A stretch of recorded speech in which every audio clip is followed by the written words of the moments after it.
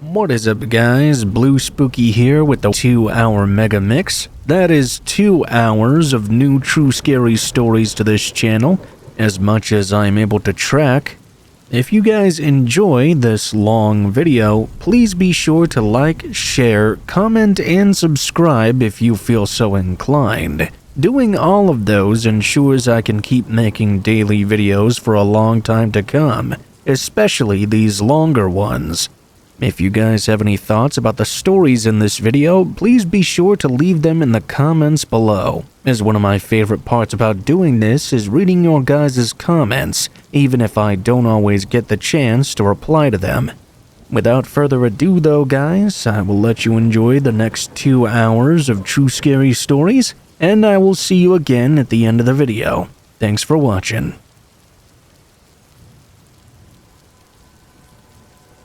I, 22 and female, used to do DoorDash on the side for some extra cash.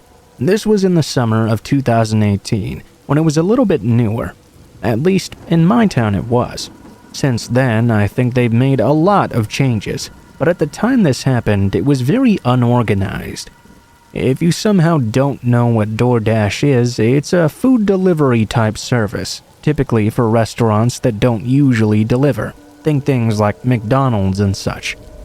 Anyway, one night I was doing deliveries pretty much all day, so I decided to finish up my last delivery at around 10 p.m. or so. I get an order in, and the person wants a medium cheese and pepperoni pizza and some loaded potato wedges from this pizzeria nearby. I was kind of wondering to myself why they'd order from a pizzeria that delivers anyway, but I figured it was because it was notorious for taking forever when you order for delivery. I accepted the order and headed on over. I got there, picked up the pizza, and confirmed on the app that I'd picked everything up and was on my way. The app notified me of some special instructions the customer had asked for, which was to call them when I arrived outside. Okay, that's not too unusual. Lots of people ask for that so they can come out to meet me. I roll up to the address and find it's downtown. It's a larger apartment-type building. It was completely pitch black as well. Instantly upon approaching, I got an eerie feeling. I pulled up to the curb but stayed in the car. There was no way I was about to go near that building by myself. I called up the number. Luckily, DoorDash has this thing that hides your actual phone number when you call for it. It rung a couple of times, and then this really creepy woman's voice came over the line. "Sorry, we can't get to the phone right now. We're a little bit tied up." Then they started to creepily giggle. The entire time in the background, I could make out what seemed to be another woman screaming. As I focused a bit more, I could hear this person was screaming for help and begging for their life.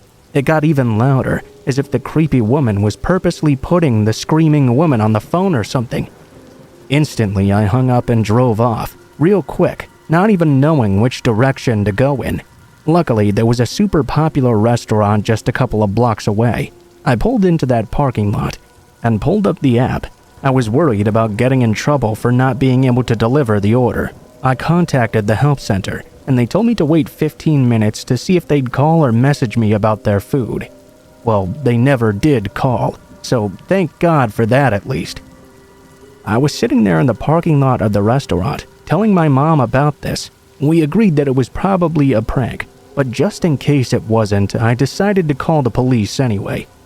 I dialed the non-emergency number and told them everything. The police told me they were going to do a wellness check and thanked me for calling them to tell them about it. I went home, but nothing ever came of it. I still think about it from time to time, though. I did get a free pizza and some potato wedges, so that was cool at least. But I really hope that was just a prank or something. I hope the lady screaming in that apartment was safe and okay in the end.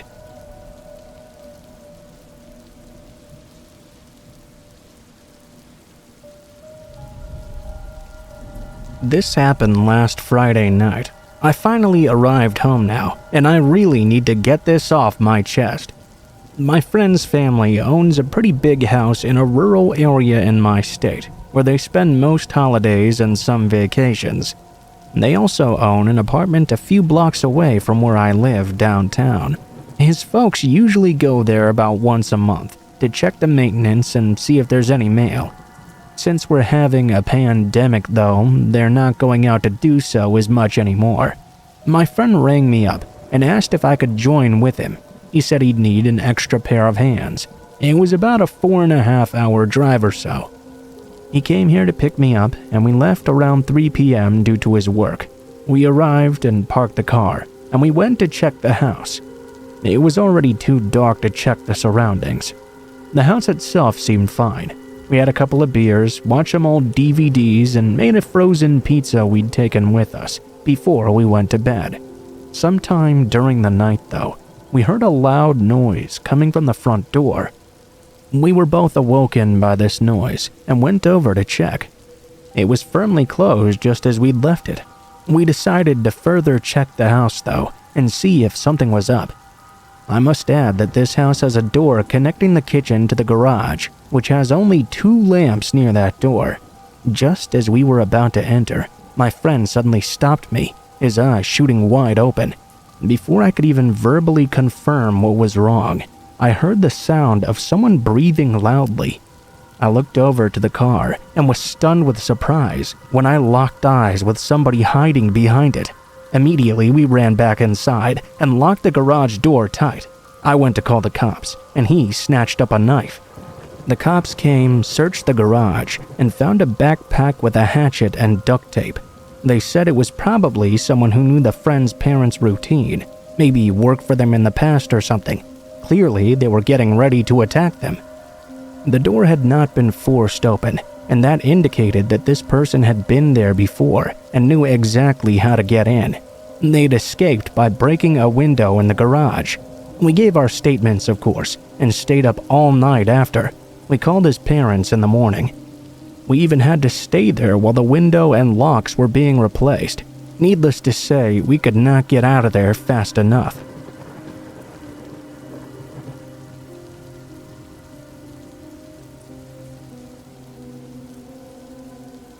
I'm a waitress at a local Italian restaurant that also does deliveries and pickups. One day, I would say maybe a year ago or so, a man came in to place a carry-out order. A girl I work with noticed him walking up to the door and asked me if I would take care of him. I said yes, not really thinking anything of it, and she walked back into the kitchen. Once he came in, I could see immediately why she'd asked me to deal with him instead. He immediately gave me the creeps. He was an older man, short and stout, wearing a big coat and a winter hat. He absolutely reeked like someone who smoked an entire pack of cigarettes while walking through piles of cow dung. Even thinking of it now in my apartment all alone, I can still smell that smell. What really scared me though was the way he stared into my face, chin turned down towards his chest, looking up at me through his eyebrows. His stare made me feel like he was thinking of every possible way to torture me or something. He didn't say much, just sort of growled his order at me. He paid and waited behind the counter for his pizza to take home. He would pace with his hands locked behind his back, never shaking that stare. Even when he would turn to pace the other way, he never tore his glance away from me, not even for a single second. He didn't even blink. Being that I was working behind the counter, I couldn't really go anywhere in case someone called or came in to get their order. So I had to just stand there, watching the clock tick, waiting for his order to be done so he could finally leave. Once he was gone, I asked my coworker if she knew anything else about him and why she'd wanted me to take care of him so badly. She told me he really gave her the creeps. He was apparently a registered sex offender, but never went into the full details of his charges. Honestly, I didn't want to know either. I still thought about him for the rest of the day, and even looked twice before getting into my car at the end of the night. Soon enough, though, I forgot all about him. Unfortunately, that would not be the last time I saw him. He began to come in very frequently after. At first, maybe only once every other week, then every single week, then every day. Every time he would order the exact same thing and begin his pacing with his unblinking, burning stare. Every chance I could, I would run into the kitchen or get away from the counter with any excuse I could find. My coworkers all began to make jokes about how much he liked me, saying he'd never stared that hard at another woman working there before. The jokes obviously didn't make me feel any better. The jokes halted altogether though when we began to notice a pattern. We noticed the only days he would come in would be the days when I was working. We started to suspect that he recognized my car. I never had the same schedule, but I always parked in the same spot in our very open lot. Because of this, you would always be able to tell it was my car if you knew so. The shifts that I would work were a little bit strange too. There was a very, very dead time of day where we'd cut half the staff, giving us breaks that were a couple of hours long. On those days, he would come in twice a day if I was working. He would come in while I would work my morning shift, then come in again for my evening shift. While it could have just been a crazy coincidence, nonetheless, it began to freak me the fuck out. One night, after working a double shift on Saturday, I had walked out to my old beat-up car, which I almost never locked.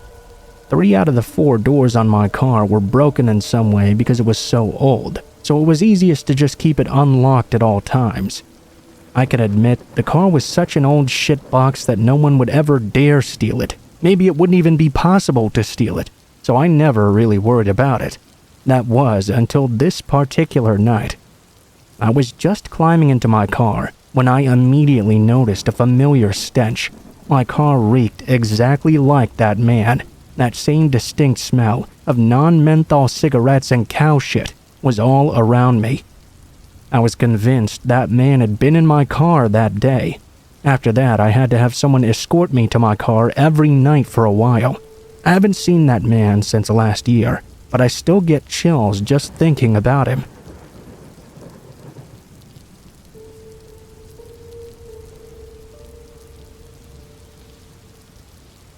This happened just over 2 years ago, at the end of my first year of university. I'm a woman, and at the time I was 21 years old. My university is in a very large city, and I was living in university accommodation, a short walk away from the main campus. My flatmates had all finished up their exams and gone home for the summer, so I was there all alone in my flat. I was pretty stressed out, because I was in the middle of my first round of university exams. I decided that it wouldn't be prudent to waste my precious study time cooking. So instead, I ordered a large pizza from a large pizza chain.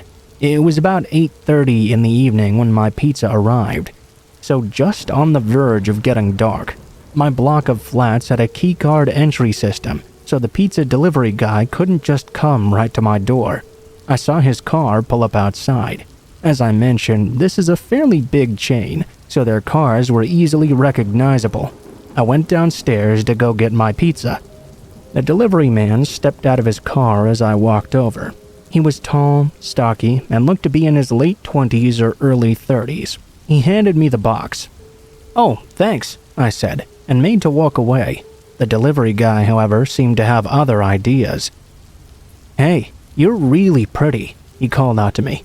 I wasn't sure how to respond, so instead I just said thanks again. Then, most disconcertingly, he asked this. "Are you home alone? It sure looks like it." This set off my creep alarm right away, so I told him I was not. Clearly, though, my order was meant for only one person. I was in a largely deserted block of flats at the very end of the school year as well. He deduced pretty easily that I was lying. I was thoroughly creeped out at this point, so I turned around to walk back to the door of my flat block. As I walked away, he wolf whistled and called after me. "Wow, nice ass. Want to have some fun?" As I walked up the steps, he continued to whistle, whoop, and follow behind me. Needless to say, I closed the door in his face and locked the door to the block of flats, then the door to my flat, then the door to my room as well.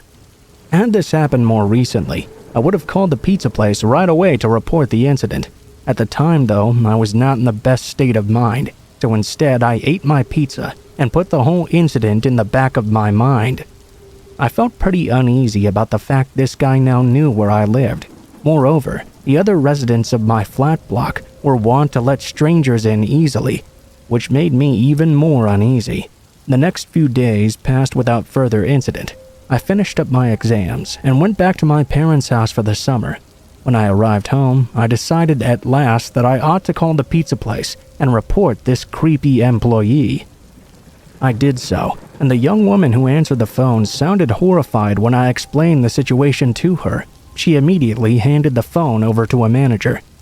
He took the details of my order, presumably so he could ascertain who delivered the pizza, and apologized profusely.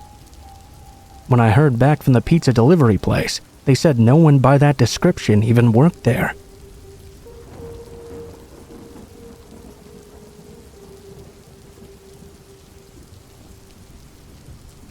This was a few years ago. It was pretty late out, past 1:30 or 2 a.m. I believe. I was living with this boy who was pretty abusive, and he had gotten really jealous at this party we were at earlier that night.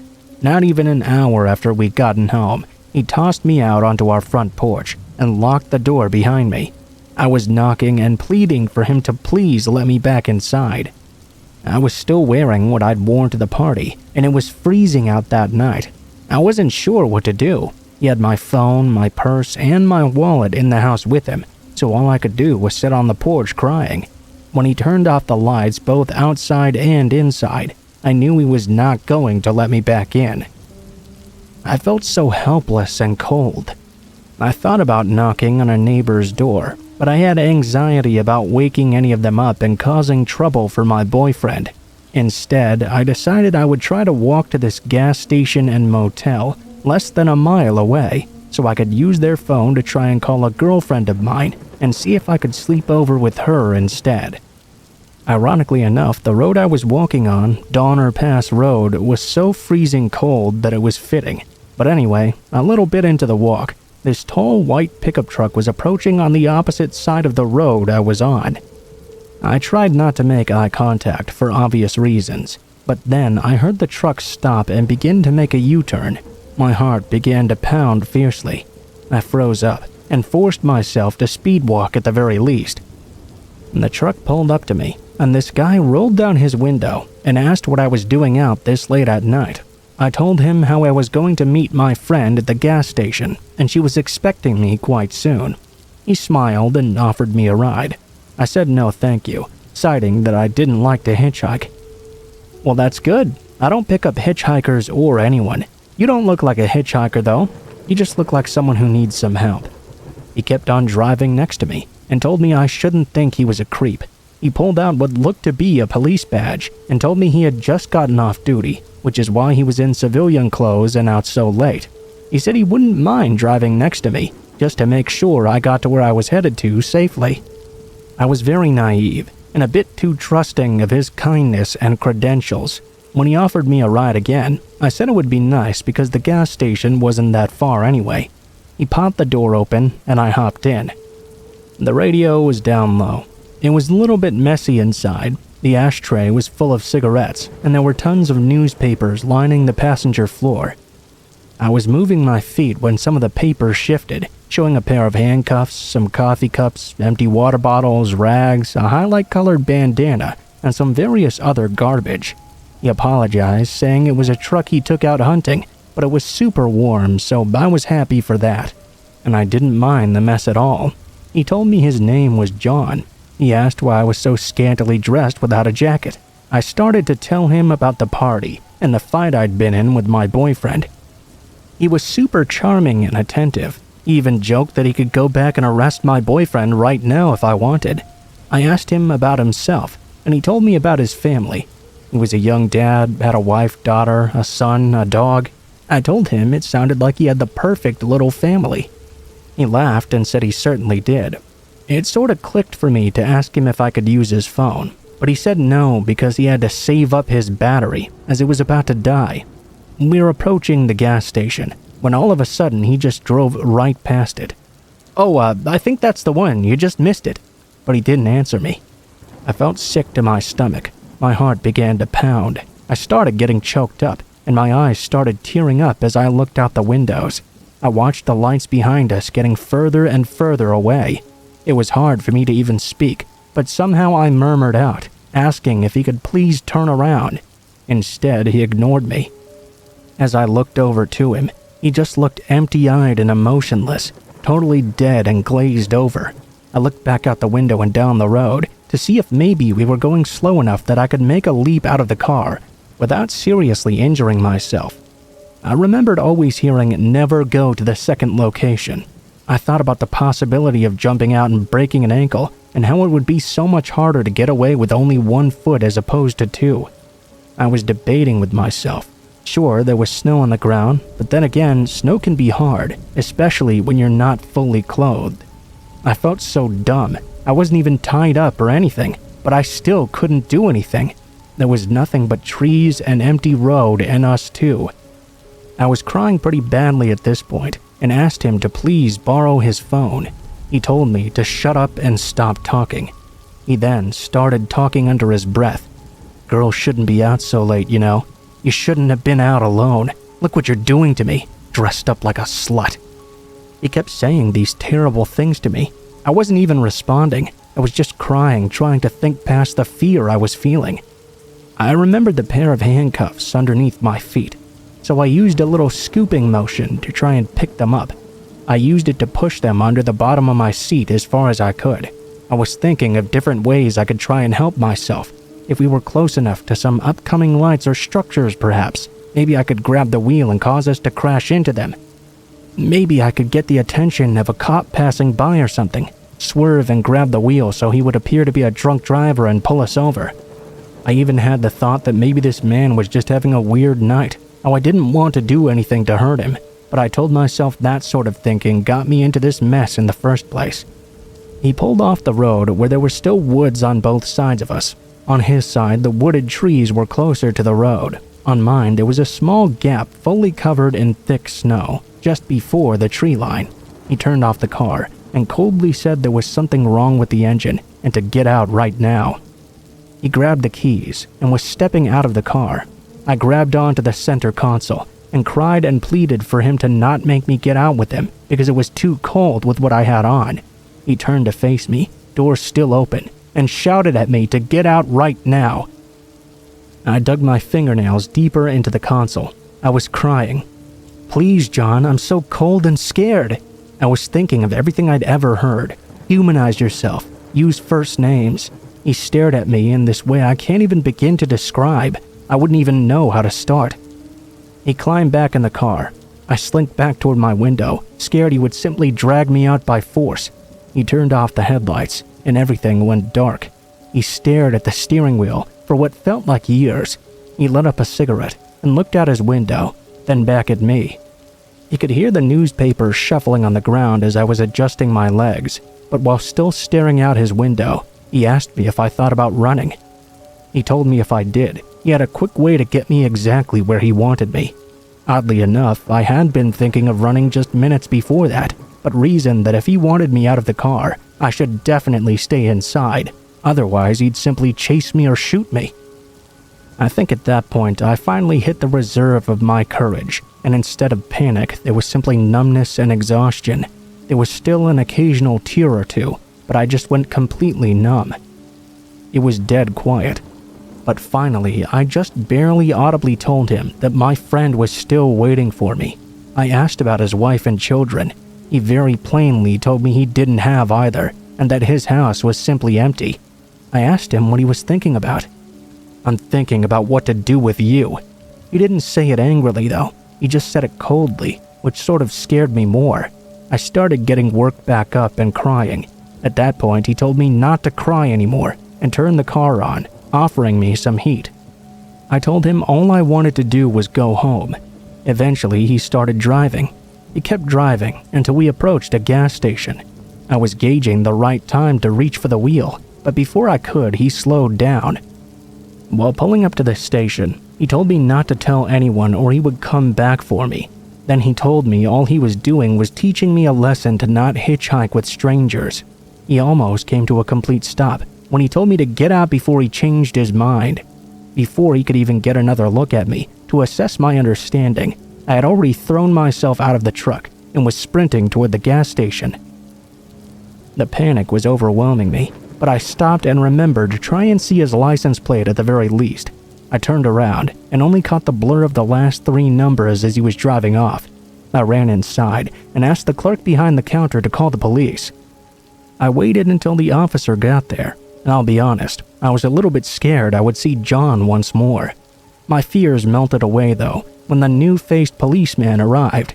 I gave him the description of John, his appearance, the vehicle color and type, the parts of the license plate number I'd caught, and the fact he said he was an off-duty cop. Basically, any information I could.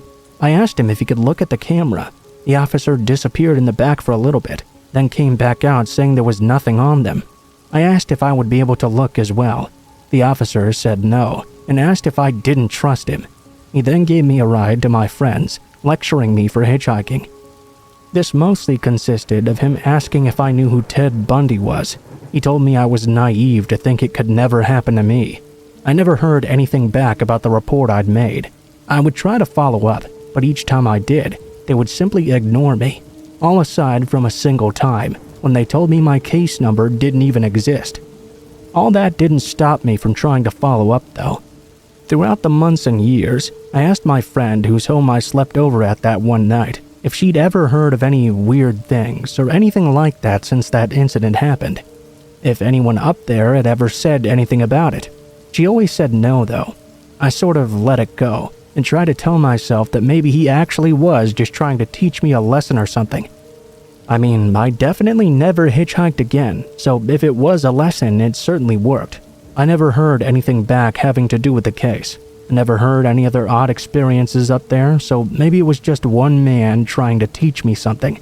Sometimes, though, I think I tell myself all of that to help me sleep better at night. It was all so real. Even if it wasn't real, though, I'm glad I didn't get out of that car into the woods that night.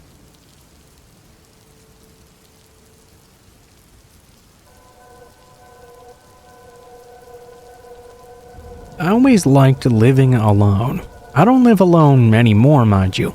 I have a family. As much as I enjoyed living by myself, and I do miss it, the scariest experience I've ever had in my life occurred when I rented a house all to my lonesome. The night that this took place, I had gotten home from work rather late. I only worked until 6 p.m., but the snow had begun to fall pretty steadily in the hours before my shift was over. By the time I was finally ready to go home, the ground was completely covered in at least a foot of snow, and the snow was still falling pretty heavily. It was difficult to see more than a couple of feet in front of my car, so after I took the time to scrape all the snow off the top, I slowly crept my way home. It was nearly 10 p.m. by the time I got there. I was just pretty thankful I didn't have to work the next day. It's probably mildly important to understand the place where I lived.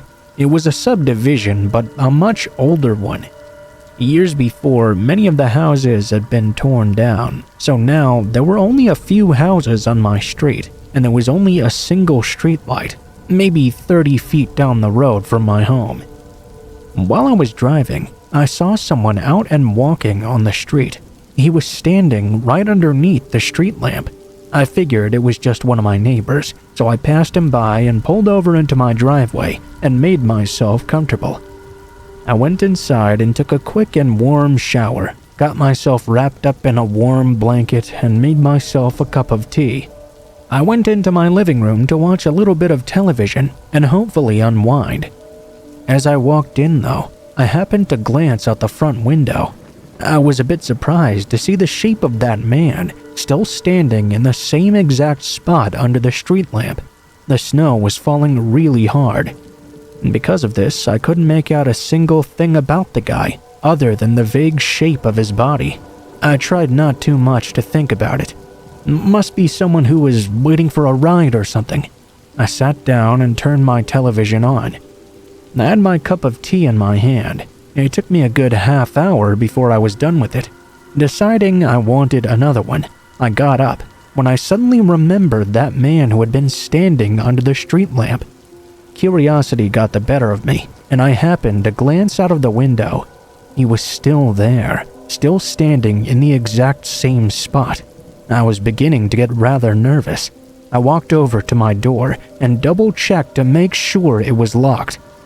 I couldn't tell if the person was watching me or what they were doing. I went back into the kitchen and made myself another cup of tea.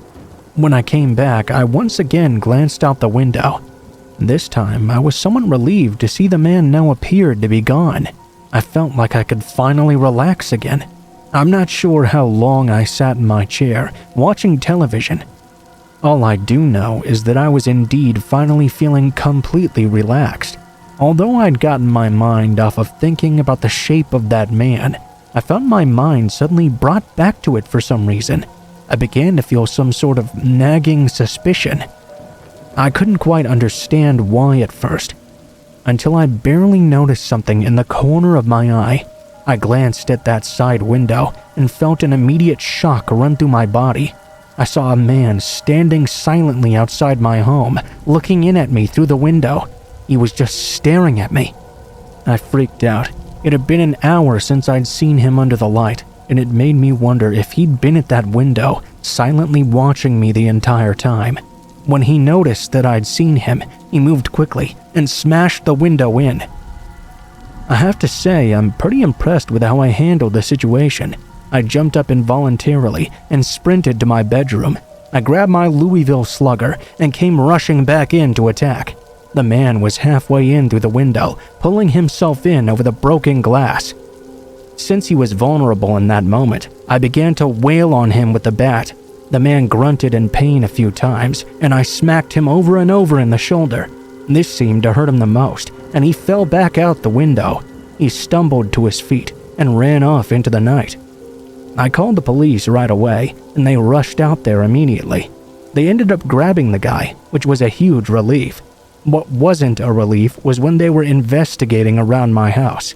They found a meat cleaver laying in the snow just outside the window he had smashed in.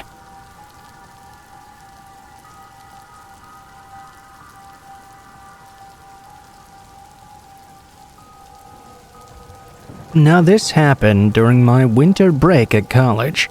I won't mention my specific college, only that it was a rather large campus in a state that has some cold and snowy winters.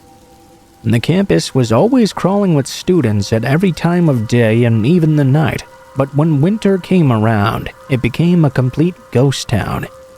Now, I'm pretty sure there were still more people out there than I probably realized, but to me, it really seemed like it was completely empty. This winter, it was so cold that my dorm windows had frozen completely solid. I couldn't even see through them. It was snowing constantly as well. We had sub-zero temperatures and an ungodly wind chill every day. Still, I had my job delivering pizza. It was busy as hell delivering pizza on a college campus, and it certainly didn't get much easier in the winter either. In fact, in the winter, it was much easier to have the pizza delivery boy bring your pizza to you than to go to the store and buy any other food for yourself. The winter break was really the only, break that I ever got. On this snowy and freezing day, we were not very busy. I think it was around 7 p.m. when we got an order for a plain cheese pizza. It was an off-campus delivery. Also, they were paying in cash. I absolutely hated that. It was so much less stressful when customers just paid online with their credit card or whatever. It was a really hard drive as well, because even though the roads had been plowed, it was constantly snowing and freezing back over. A couple of times, my car even skidded and slid around on the road. I arrived to the house and pulled into the driveway. I preferred to park out on the street, but this person had an unnecessarily long driveway. I got out and even slipped and almost fell on the unsalted steps, but somehow I managed to get to the door. I rang the doorbell only to have no one answer. I rang it again, still no answer. I was beginning to think I'd been right all along, and this order was simply a prank. I always suspected that when people said they'd pay in cash when we arrived. Finally, just as I was about to leave though, isn't that always the way it works? Someone finally opened the door. It was the nastiest, smelliest man I'd ever encountered in my life. His face was covered in scabs and blood, and he was even picking at one of them. I really didn't even want to touch any of the money that he was going to give me. And the worst part was that he had a hunting knife strapped to his belt as well. Fortunately, it was still snapped into its sheath. But it seemed quite weird to be walking around your own house with a knife strapped to you. "Oh hey, sorry, I forgot my wallet," the man told me. "Come on in and I'll get it so I can pay you." I declined, telling the man I was fine. I'd rather just wait outside on the porch. "Aw, come on man, nonsense. It's freezing out there. Come on in, you can at least be warm while you're waiting. It might take me a while to find it."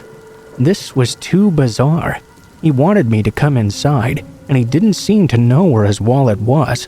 Plus, I couldn't stop thinking about that knife strapped to his belt. I was not going to go in. In fact, there was nothing more in life that I wanted than to just leave right now. I declined another time. The man stopped picking at his face and seemed quite annoyed. I couldn't imagine why though. He lowered his hand to the knife and undid the sheath. He then told me very sternly, "I insist you come in right now to warm up." Well, screw that. I'd seen way too many horror movies to do something that stupid.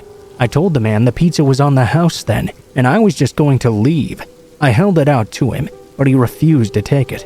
He rested his hand on the knife and began to look angry. Finally, I just had enough. I screamed out fine and dropped the pizza to the floor where I stood. His hand resting on the knife now gripped it firmly. He pulled it out of the sheath, but not all the way. Not wanting to turn my back on this man, I slowly walked backwards off the porch. I tried to continue to watch him, but stupidly I'd forgotten how slippery his steps were. I slipped on the ice and fell down onto my butt.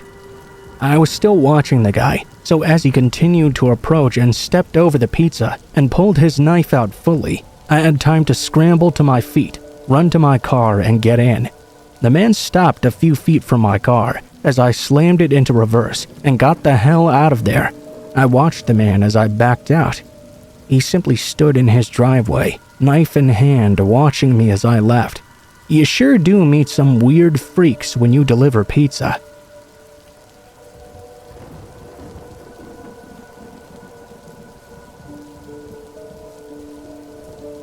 I don't necessarily know how scary this story is in and of itself, but it is really strange. It happened back in the mid-1990s. Although I'm from the Chicago area, for a period of about 9 months or so, I lived in Racine, Wisconsin. My parents lived in a town in the northwest suburbs of Chicago. I didn't have a car myself, so in order to visit my parents for the holiday, I had to take a bus from Racine to Kenosha, and then catch a metro train in Kenosha. There were only about 4 trains leaving each day, and the bus that dropped me off arrived about 4 hours before my train left. The reason I'm telling you all of this is so you understand the exact situation I was in. I was going to go visit my parents for Christmas, so a few days beforehand, I caught the bus.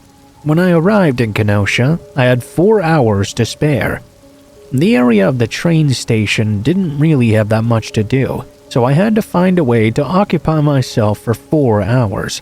It was very, very cold, and it had been snowing ever since before I got on the bus. The train station itself was a simple platform. There was no building to stay inside and no way to get warm either. I didn't have much money on me, but I had at least enough to go eat at a Wendy's or something.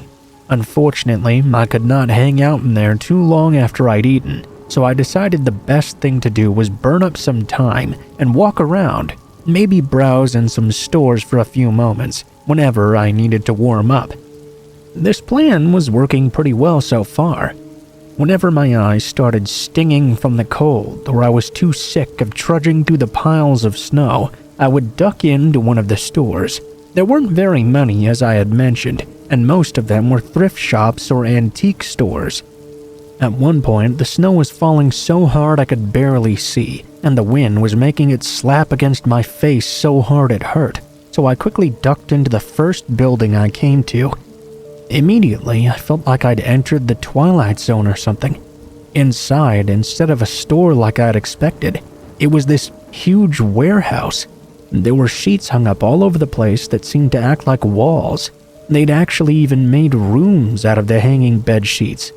And in those bed sheet rooms were tables that seemed to be set up selling things.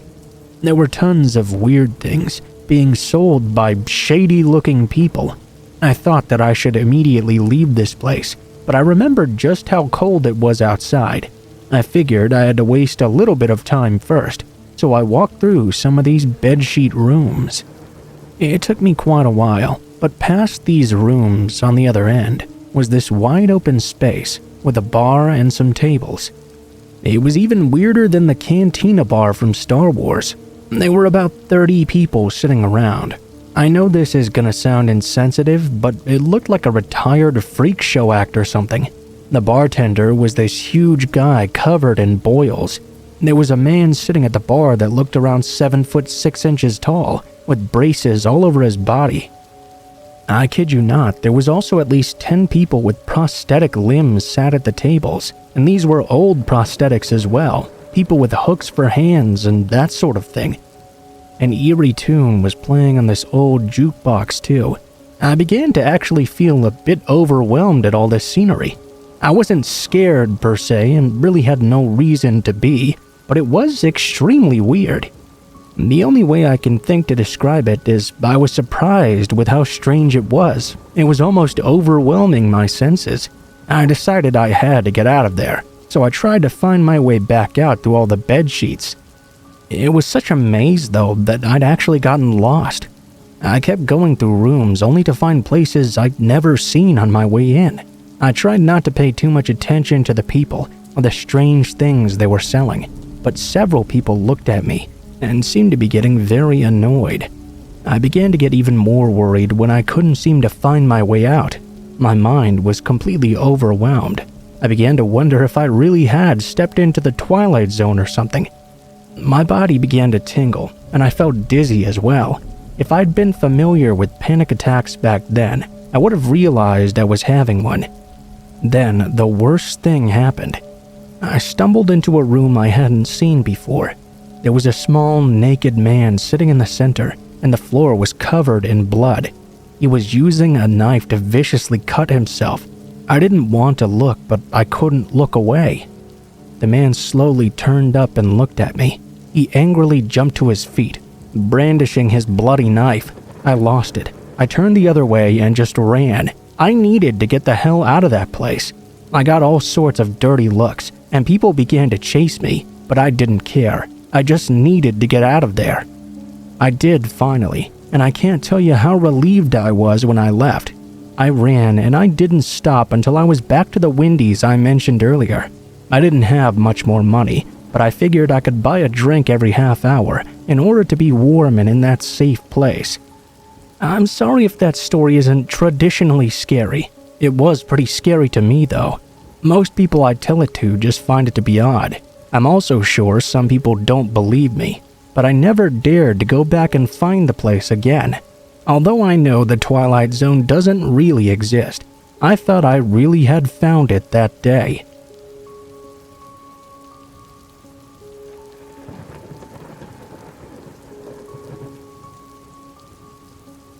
Remember the early days of the web? AOL software upgrades arrived in the mail on a CD-ROM. Family members shouted across the house at one another if an incoming call on the landline interrupted the painstaking 10 minutes it took to get from the America Online sign-in screen to hearing "You've Got Mail" reverberate throughout the room. Recipients of those multicolored chain emails, a serial killer camping out in a young girl's shower and killing her guard dog, truly pondered the threat against their luck for the next 7 years. If they didn't abide by the message's command to forward it to at least 7 friends. Better not risk it, we told ourselves, as we quickly typed out 7 email addresses in the recipient field. Finding everything there was to know about a person online, something anyone can do today with a few keystrokes and a credit card, was a lot harder to do back then. But not for Corey. I was 15 years old. At the time, ambiguous and exotic usernames like Pina Colada 33 or Brunette Baby 87 were all the rage. Naive as we early screen name pioneers were, this anonymity was pretty smart. Social media was in its infancy. Zanga was the go-to haven for teens and tweens to vent their angst, while informing the world that we're currently listening to screaming infidelities by Dashboard Confessional. Everyone was friends with Tom on MySpace. AIM didn't exist yet, but if you had an AOL account like I did, you were set up with all you needed to discover this new hyper-connected, free-for-all world of the early 2000s World Wide Web. Your own email inbox, a new page to create a personal profile, access to chat rooms on just about any topic or hobby you could possibly imagine. It was both exhilarating and terrifying. One afternoon, I jumped into one of these random chat rooms. Age, sex, location? 16, female, Boston. I watched the usual exchange between two total strangers scroll across my screen for several minutes, hoping to find my opportunity to chime in and introduce myself. Ultimately, I got bored and left the chat without typing a single word though. All of a sudden, I realized I'd gotten a notification. A message appeared on my screen. "Hey, you never said anything. Why not?" "Who's this?" I responded, confused by this username I didn't recognize. "My name's Corey. I'm 16, 8th grade in Lake Charles, Louisiana. What about you?" 16 and in 8th grade? Yikes. I couldn't imagine what the story was behind that. "So, you get held back once or twice, or what?" I teased. And so the conversation began. We struck up a brief online friendship that very same afternoon. He shared a photo of himself. Freckled face, brown hair, nothing I'd rate above a 5 on hot or not. Yet despite the friendliness, I refused to tell him where I was from or anything personal about me, beyond my first name and my age. I knew very little about the dangers of the internet back then. I wasn't exactly dumb either. My username was just some random fruity drink and some random numbers. Safe enough, I figured.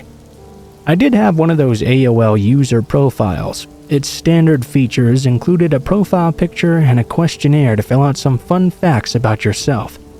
My photo was one of me with several friends, with no indication of which one could be me whatsoever.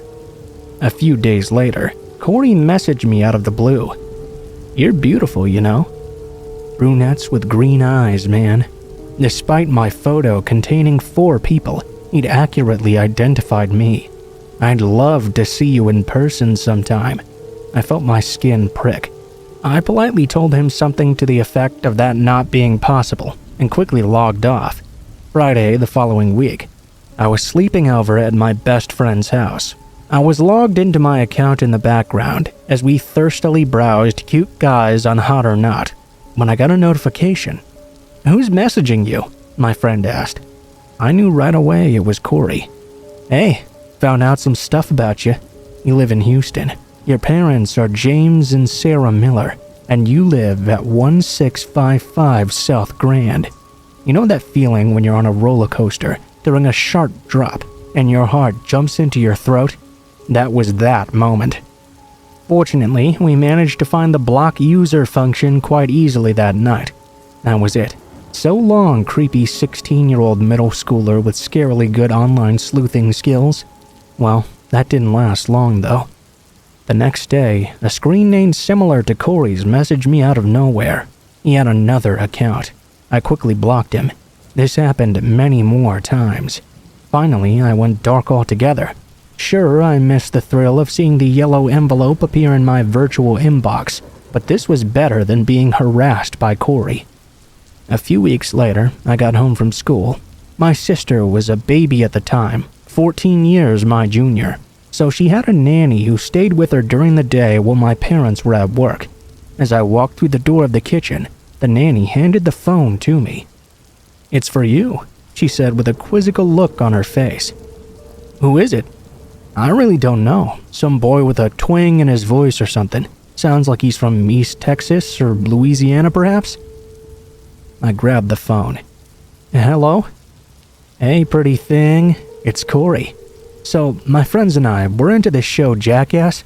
We're thinking of making a trip over to Houston and doing some pranks around town next week. How hilarious would it be if we surprised you at your front door?" I choked out a nervous laugh. I mumbled an excuse about taking a quiz the next day and quickly hung up. For the next few weeks, I slept with a knife under my mattress. I was terrified I'd wake up to this stranger on the balcony outside my window. How did he even get my phone number? Just as soon as he'd invaded my security, though, he seemingly disappeared. No messages, no uninvited calls. The knife eventually went back to its respective kitchen drawer. 2 months passed without a single thing from Corey, and I finally felt safe. Until the phone rang the very first week of summer break. "Hi," the voice said curtly. "Who's this?" "It's me, Corey." Let me be clear. This voice was not the same voice I'd heard 2 months ago. That voice had been dripping in southern syrup. It was young and full of mischief. This new voice was different, cold, lacking any discernible accent, and immediately I could tell I was speaking to a grown man. "Sorry I haven't been able to talk to you lately. I feel terrible, but the police came to my house.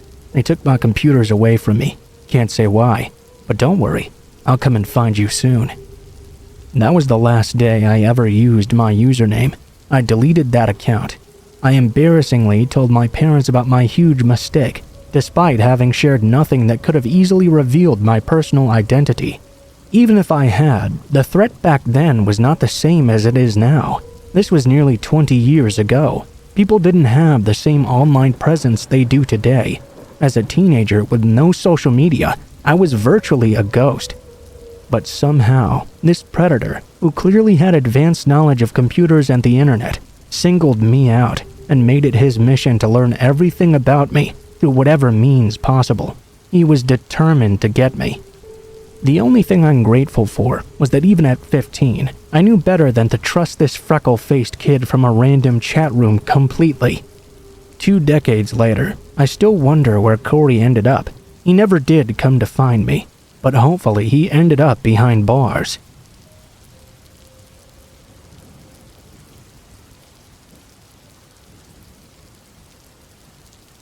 If you're like me, staying home alone every day in the summer can become a bit of a drag. I've always been someone who needs to stay busy all the time as well. I don't like being alone and like to always be active. Last year, after finishing my freshman year of college, I decided to take a summer job to make some extra cash. I worked for a landscaping company, but the pay was all under the table. I won't put the name of the company out there, but the owner seemed quite eager to get me the hell on immediately. I figured perhaps I could become a full-time employee later in the summer. For the time being, he agreed to pay me based on the different jobs we did. For the first few weeks, it was pretty great. I was getting a nice tan, and I was getting jacked from all the lifting as well. The first 3 weeks he paid me, and I was getting paid quite well. By the time we got to the 4th week, though, is when things started to get a little bit weird. He would usually pay me on Friday, but he didn't pay me this week. When I brought it up to him, he just smiled and said he was going to start paying me every 2 weeks instead. I was kind of annoyed, but basically said whatever, because I figured I'd just have a fatter paycheck every other week. Well, fast forward another week and I still don't get paid. Now I'm pretty upset. I'd been doing some hard work for 2 weeks and was not getting paid. I called my boss immediately and asked what the damn deal was. He claimed he just forgot and was really sorry. I shrugged it off, whatever, it's fine, as long as you pay me in the end. We agreed to meet on Saturday for the payment. I went to the spot he told me to meet him at, and he handed me an envelope. I took it and told him I'd see him on Monday. Well, when I opened that envelope, it was just pay for a single week. I called him absolutely furious, but he insisted he'd already paid me for the previous week. I flipped out over it and told him I didn't want to continue working, especially under the table, as it was making me uncomfortable with the payments. He called and begged me to come back for a huge job we had next week, and said he would even pay me double as well. I agreed, thinking this would likely be my last job with him, and I could take the cash and move on. Monday comes and I meet him at this huge house. surrounded by nothing but open land. We started laying down mulch and setting up the front yard. Before I knew it, I was all alone. I didn't see him anywhere. I started to get angry again. I was now by myself doing all of this work. After an hour or so, I finally saw him emerge from the back of the house. He looked frustrated and almost a little bit nervous. He came up to me, and in a very soft voice he said, "Can you go see if you can get the water turned on in the basement? I was trying all day, but I just couldn't get it to work. Please." It was such a weird request, but honestly, I wanted to get out of the heat for a second, so I accepted. Once in the basement, I found the water hookup in a matter of moments, but what I noticed immediately was that the water was already on. I turned around quickly, and that's when I saw my boss and a skinny woman I'd never seen before standing behind me. He had his hands out facing me, and she had one hand behind her back, clearly concealing something. Before I could even ask what was going on, he said this: "You shouldn't have come down here, and just so you know, I am sorry." Thinking quickly on my feet though, I kicked him in his ankle and plowed through the skinny woman. I ran all the way to my car and drove away and called the police immediately. The worst part about all this though was that there was nothing they could do because I was technically working under the table.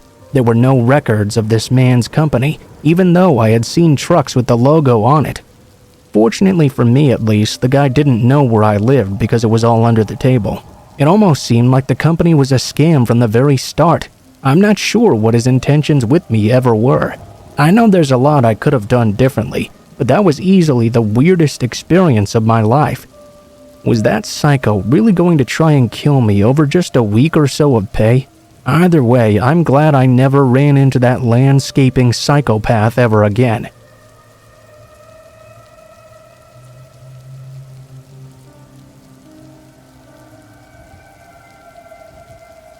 Two years ago, my wife and I purchased a small property on the lake for the family to spend the summer months away from the hustle and bustle of the city.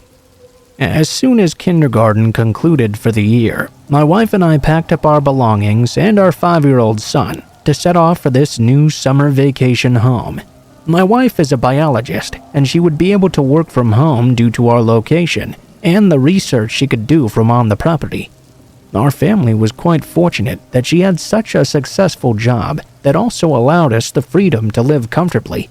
Unfortunately for me, we've moved a lot over the last 10 to 15 years, and I've not been able to stay with the same company for an extended period of time. This new town had one small grocery store that seemed to be the main location everyone used for shopping. It also seemed to be a hotspot for tourists who would visit once the weather turned warm. I'd had some butchery training from jobs I'd had in my early 20s, so finding work was usually not very difficult. I applied for a job at this small store and got the job almost immediately. There would be 2 butchers on staff, myself and the guy who ran the store, Will, the same person who'd hired me. For the first few weeks, he seemed like a pretty quiet and laid-back guy. I would get to work every day shortly after 7 a.m. He never really cared that I was 5 minutes late. He was about 6 foot tall, greasy black hair, and a very prominent nose as well. He had these really small green beady eyes too. His voice was low and rumbled a bit when he talked. After the first few weeks, I started to notice things getting a little bit odd. His temper would sometimes get out of hand, and he would explode on me seemingly out of completely nowhere. Then 5 minutes later, he'd be totally cool, like it never even happened. It didn't bother me too much, because he was technically my boss. I assumed maybe he had some kind of anger issues, and I'm not one to judge anyway. After these few weeks of little outbursts, though, they began to get more and more uncomfortable. He would start saying things like, "You better get this done when I leave, or you'll be sorry." Or sometimes he'd mumble things under his breath and I'd catch them, like, "Sometimes I think you'd be more help to me if you were dead." This stuff made me uncomfortable, but again, I assume maybe that's just how he managed. I'd met a lot of old-school butchers during my time in this business, and some of them were very intense individuals. I figured this was just one more of the same. Fast forward, though, to a day when I showed up to work 15 minutes late. I'd gotten caught in a surprise traffic jam, and unfortunately, there are no alternate routes to get to the store. I showed up, and Will was just standing in the meat cooler, staring at me. He had this black apron on, covered in blood from cutting all morning, and the butcher knife still in his hand. I tried to apologize, but before I could even speak, he put his hand up to silence me. "This will be the last time you're late. The last time you disrespect me." He kind of paused for a moment and looked down at the ground, then finished by giving me a smile and saying, "Never mind, just don't be late again, okay?" The next few days, he was very quiet, like something was bothering him a lot. To me, it was great not having to hear him complain about everything, though. He left early one day and told me to make sure I cut a few extra things and to maybe clean the meat room as well. It was about 7 p.m. I was about to call it a night and head home when I noticed something. In the back corner of the meat cooler, we had what were called bone cans. It was basically a waste can where you dispose of all the bones and extra trimmed fat. Coming out of the bottom of one of these cans was a large pool of blood. Now, ordinarily, this wouldn't be a huge deal. You see this sometimes with a job, but this pool looked very fresh, and the smell was extremely bad. When I tried to move the can, it was much heavier than it usually was. They get picked up once a week, but this week they were a day late for some reason. I took the lid off and almost passed out because of the smell. I noticed the meat in there was a strange color, and there was so much more blood than usual. I put the lid back and left that night trying to figure out what the hell that was and why it smelled so damn bad. I've been in the business for a long time, and I've smelled bad meat before, but this was on another level. The next day when I came in, Will was standing in the cooler, looking very angry. He came at me with a crazed look in his eye and a knife in his hand. "What do you think you saw in the can?" He started to poke my chest and said in a really hostile voice, "Come on, pal, tell me what you saw. I know you were digging. Just tell me what you think you saw." His voice started to turn into a yell, and this is where I decided to call it quits. Put your hands on me, it's done. Crazy thing is, I don't even know how he knew I looked in there. I left, and he actually followed me out to my car, not to apologize, but to keep harassing me about the bone can. I drove off and looked in my mirror, only to see he was still standing in the parking lot, yelling to himself. I drove home immediately, and my wife, of course, supported me. She was happy to let me spend the rest of summer break with my son, being a stay-at-home dad instead of dealing with crazy people. About a week after the incident where I'd quit, though, I was awoken in my recliner, in my living room close to 4 a.m. I was awoken by lights outside of a car driving by the property. My wife was already gone for the day, and my son was still sleeping. All the lights in the house were off. I made my way cautiously to the window, where I saw a massive red pickup truck parked outside the house.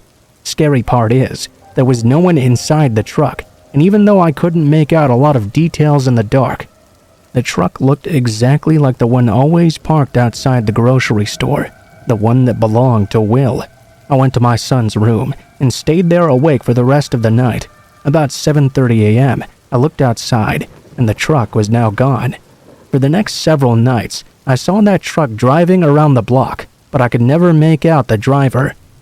I told my wife what I'd been seeing, and she recommended we go back to the house in the city, as her current project was almost done anyway.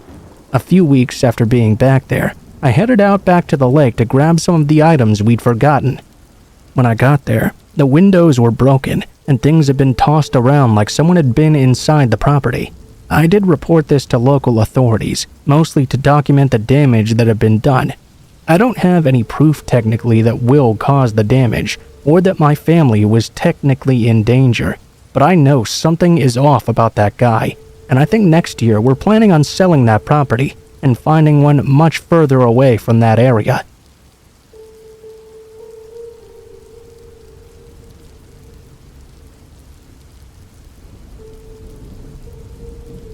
I'm currently in my late 20s, but at the time of these events, my 8th grade school year had just ended.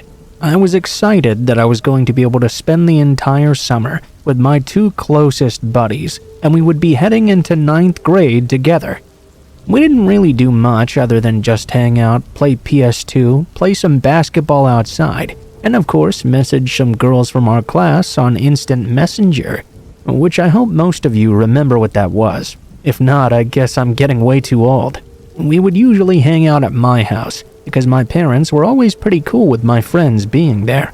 The way my house was set up, we pretty much had a ton of privacy, which was awesome for teenage boys being idiots together. My house at the time was located on a pretty quiet street, but my neighborhood was in very close proximity to the more rough sections of my hometown. A close walk from my house was a corner store that sold really cheap soda, chips, and candy. This was obviously a frequent destination for my friends and I. Well, about a week after 8th grade had ended, my two buddies were staying the night like they always did. We thought it would be a cool idea to sneak out of the house after my parents went to sleep and walk to the corner store a few blocks away. Of course, not to do anything crazy, but just to have the thrill of being out late on our own. Being a foolish teenager, I had no awareness of the danger I was potentially putting myself and my friends in. Around 11 p.m., my parents went to sleep, and that's when we decided to sneak out of the home. At first, the thrill of being out was awesome, but that feeling would soon change when we arrived at the store. We went in with about $20 and planned on spending it on a whole bunch of random snacks. We all split up to grab our own things. I was in the back corner looking at the soda when I noticed someone lurking in the opposite corner. The only reason why this was concerning to me was because he was facing me and not looking at the shelves of products. I pretended I didn't notice him. Who knows, maybe it was just a coincidence. I looked at the sodas when I noticed in the reflection of the cooler that the shadowy figure was now moving closer, still obviously observing me. I quickly grabbed a 2-liter bottle and went to find my friends. I darted away. When I looked back, the figure was standing right where I'd been just a moment ago, still facing me. I was freaked out. I didn't want to let my friends know that I was, though. I also want to add there was nobody else in the store other than us, the cashier, and this guy or girl, whoever they were. We grabbed our stuff and cashed out quickly. I was trying to be very fast about it, but my friends were being stupid and loud, perhaps trying to show off. Honestly, it was freaking me out. We started the several block walk home. I was moving pretty good. Finally, my friend stopped and asked me what my problem was. I told them what had happened in the store, and they seemed pretty rattled as well. We continued moving quickly from then on. My house was only 100 feet away at this point, when I noticed the person from the store was now running full speed up the hill right at us. We ran as fast as we could. Luckily for us, the lunatic was still quite a ways away yet. We ran into the front door, and for some reason still tried to be quiet as to not wake my parents. We turned around and locked the door and made sure all the lights were off. The person reached the door and started to bang angrily. That's when I finally gave in to logic and woke my parents, who immediately called the police. I tried yelling through the door that we'd called the cops, but the person didn't seem to respond or care. He kept trying to force open the door and continued to bang on it. After a minute or two, he took a decorative stone from our front yard and broke the window next to the front door. That's when I finally got a good look at the guy. He tried to climb in through the broken glass, and the glass knocked his hood off. He was completely expressionless, dirty blonde hair, clean shaven. Honestly, he looked like a completely normal guy. He was about halfway through the window when my dad came out with a bat and started swinging at his face. Before there was too much of a struggle, though, we saw the lights and heard the sirens. The cops emerged from their car, screaming, and pulled the man out the window. It was the most intense thing I've ever seen with my own eyes. The man was obviously arrested. Apparently, he had no criminal history and no history of drugs or alcohol. When questioned by the police, he had this to say: "You know, honestly, I was a bit bored. I just felt like being a little bit evil tonight." We have no idea what his intentions were, but we felt incredibly lucky we came out of that event physically unharmed. Mentally, I still think about that night over a decade later. I used to stay up for hours, thinking that if we hadn't been that far ahead of him, he would have caught up to us, and who knows what he would have done. I also would stay up for hours in fear that he would show up to my house again when I least expected it. It just goes to show that even the most harmless decision can sometimes lead to consequences you regret for years.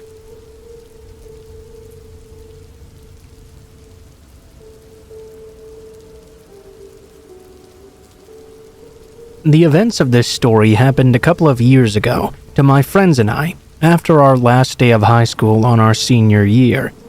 We decided to celebrate the event by hiking and camping in the massive forest close to our hometown. We'd talked about this for years actually, and this was going to be our celebration for graduating. Our friend group was pretty outdoorsy, but so were most of the people who grew up there. Anyway, we had always heard there was a beautiful crystal clear lake right in the middle of the forest. It was supposedly accompanied by breathtaking waterfalls as well. One of our friends, Chris, got hiking directions to the lake, and we decided to make this post-graduation trip a reality. Chris had the most outdoor experience of all of us, so we trusted him completely to make the plans. It was Chris, his girlfriend Mindy, myself, my friend Danny, and our other friend Tony with his girlfriend Marissa. The trip was planned as a 3-day hiking trip while camping each night under the stars. It sounded amazing. We would reach the lake on the second day, then start heading back. We would have to camp one more night, then be back on the third day pretty early in the morning. The trip started out amazing.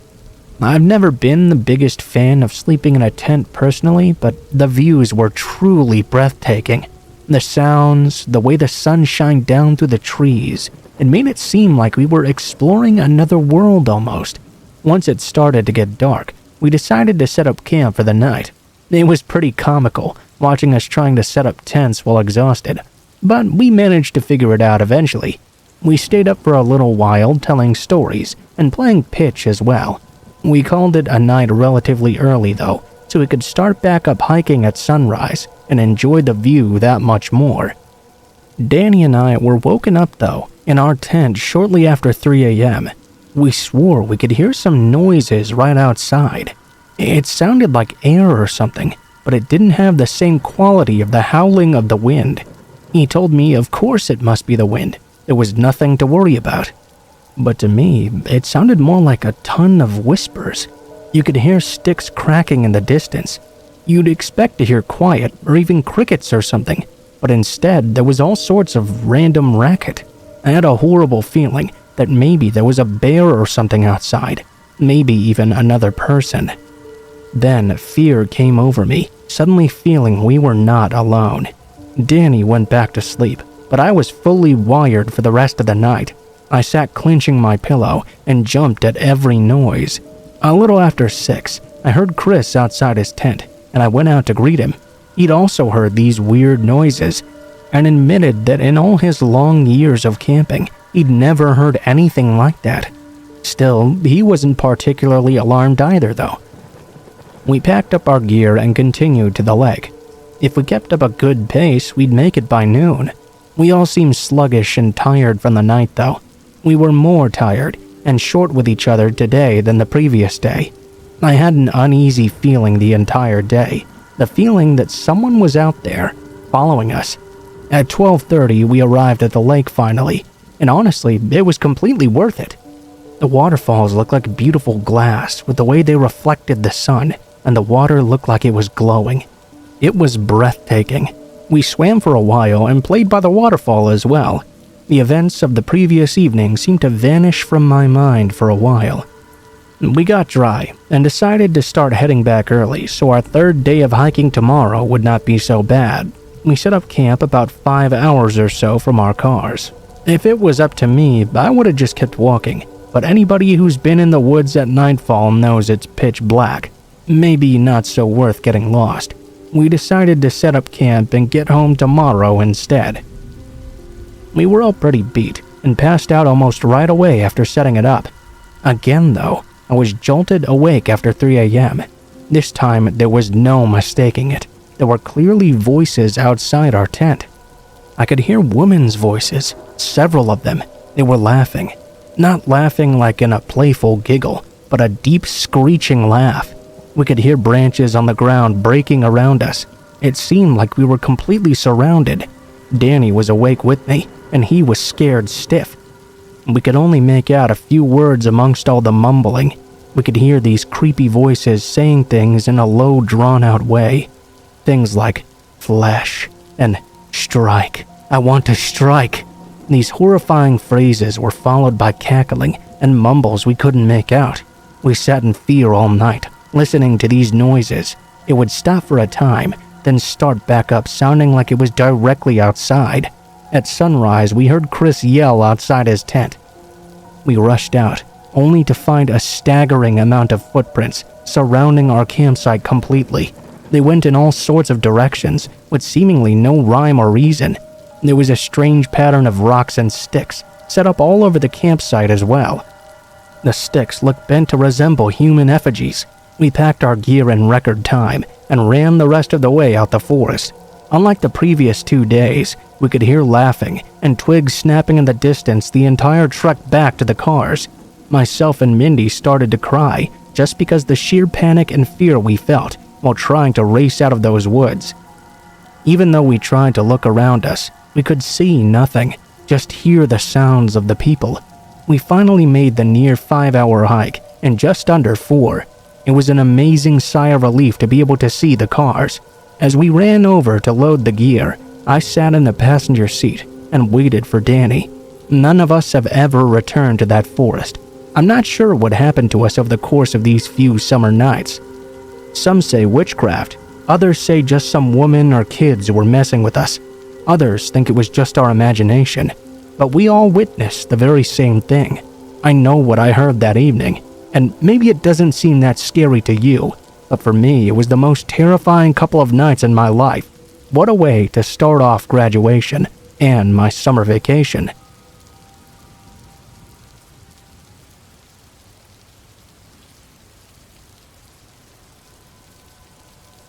I've been pretty fortunate to always have been able to work from home, even long before the whole COVID lockdown changed things so much. I've always been able to keep my own hours too, and this was helpful to me because I was a night person. I would often keep up all night long and go to sleep during the middle of the day. This really fit my personality. I'm already not much of a people person anyway. I mean, I like people well enough, don't get me wrong, but I'm really the sort of awkward person that just prefers to spend time by myself. Being like this, I often went out at night to get things too. There was this tiny convenience store a little ways outside my neighborhood that I liked to go to quite often. It was a bit of a liquor store, I guess, but they sold some things other than just alcohol. This took place during the winter time, and it was actually snowing pretty damn hard outside. I was wanting something to keep my energy up, so I decided to run down to the convenience store real quick and grab myself an energy drink. It was pretty late at night, but I can't recall exactly how late it was. Due to both the time and the falling snow, it was of course completely dead outside. I always liked hearing the sound of my own feet crunching in the new snow when I walked. There was just something relaxing about it. When I had left, I hadn't expected the snow to be falling quite as hard as it was now, though. There was very little visibility outside. Fortunately, there was no one out driving, so I could walk out the side of the road without worrying about being run over or something. When I got to the store, I noticed someone standing outside smoking a cigarette. I gave them the same friendly wave that everyone in my town always gave to each other, which was returned in kind. Then I walked into the store. I got myself a Sobe Orange Tsunami, which was my drink of choice at the time. When I went to pay for it, I noticed there was a new worker behind the counter. I greeted him, made some polite chat about how I'd been coming to this store for years and how the owners were really nice. I told him I'd probably be seeing a lot more of him, since I shop there very often. The man seemed like a nice guy. When I turned to leave the store, the guy who was smoking was still there.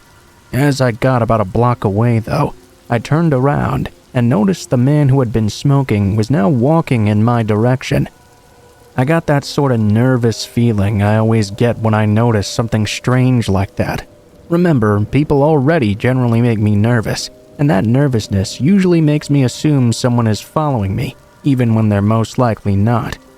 I turned off the road in town, into the subdivision that I lived in. When I'd gotten about a block into it, I once again felt compelled to turn around suddenly. I just wanted to check and see if the guy was still following me. Turned around, and there he was. My nervousness increased even more. I had a bit more to walk before I'd be able to get home. I started to go faster. I had 2 more streets to go down. I would check to see if he was following me down them as well. When I made the next turn, I checked, and yeah, he'd made the same turn too. I was thinking this was very much not a coincidence. I began to go even faster. I only checked back once in a while and tried to make it seem casual. He must have sped up too, though, because he was continuously gaining on me. He kept pace with me and was slowly catching up to me. Finally, I turned down my own street, and the pattern repeated itself once again. My mind was going in many different directions.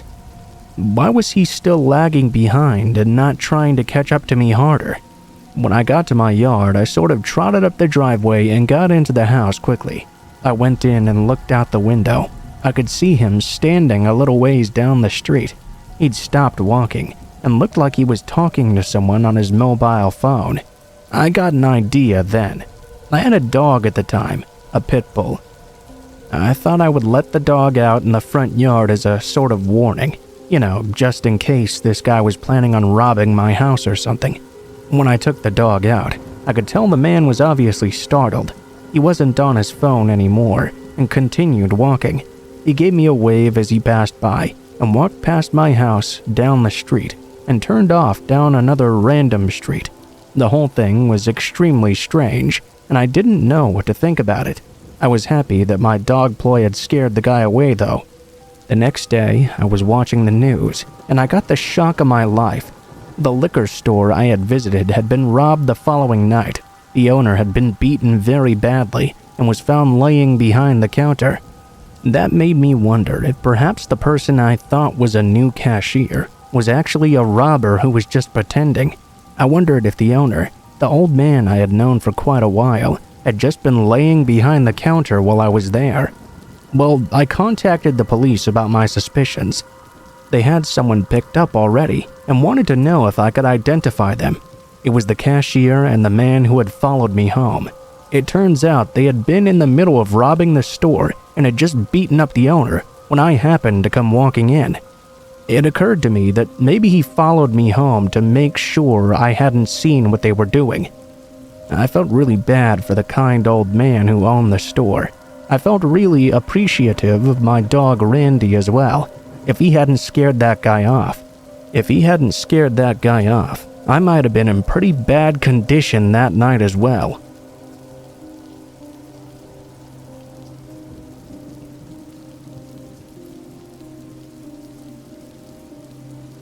I've had some pretty messed up experiences involving my family in the past.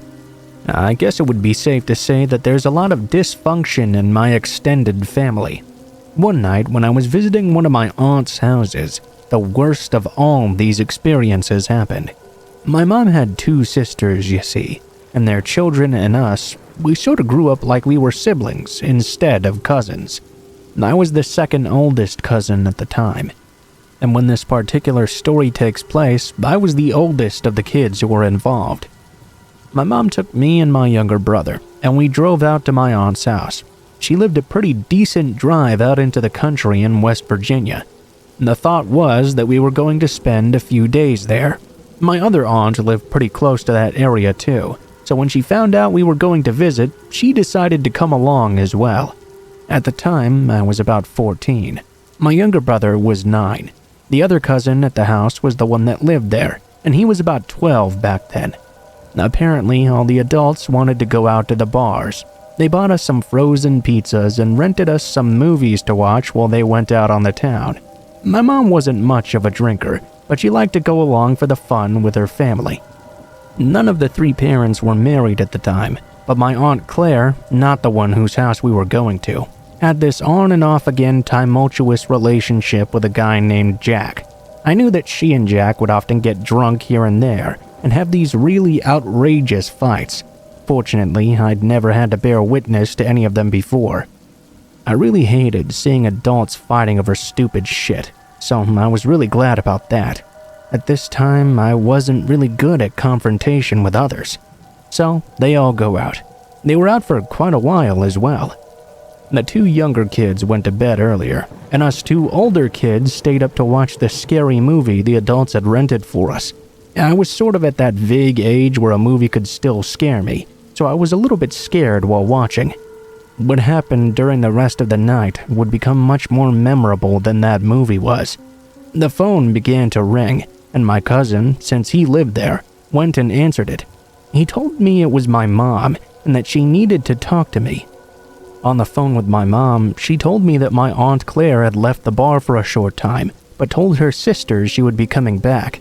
Well, she had never returned. Jack, however, had called the bar, seeing if Claire was there.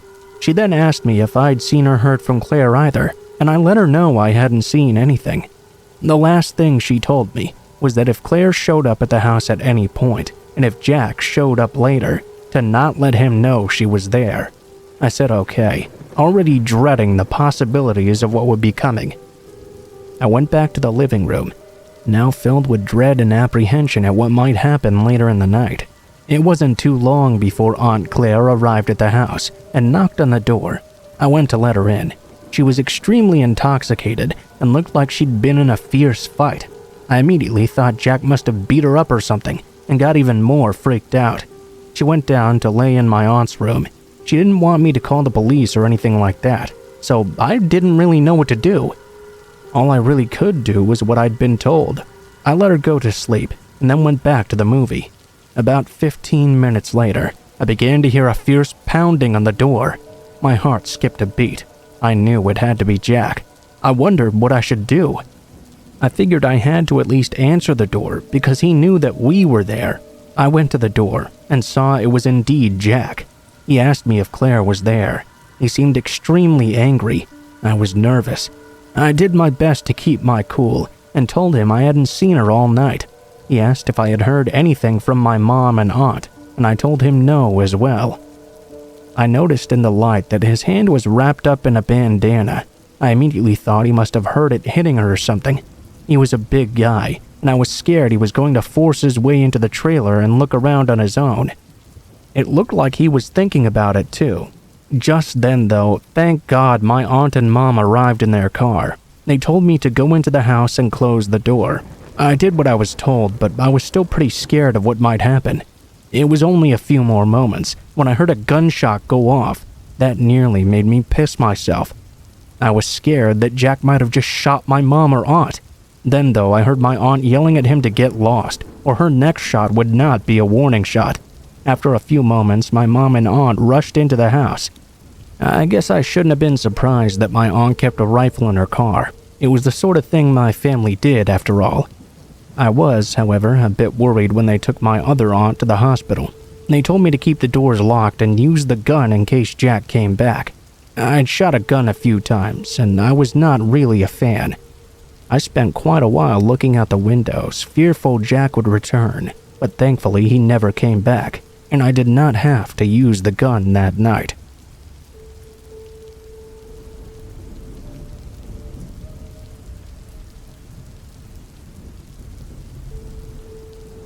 For the past year, I've encountered a buttload of crazy people, and have accumulated even more crazy stories.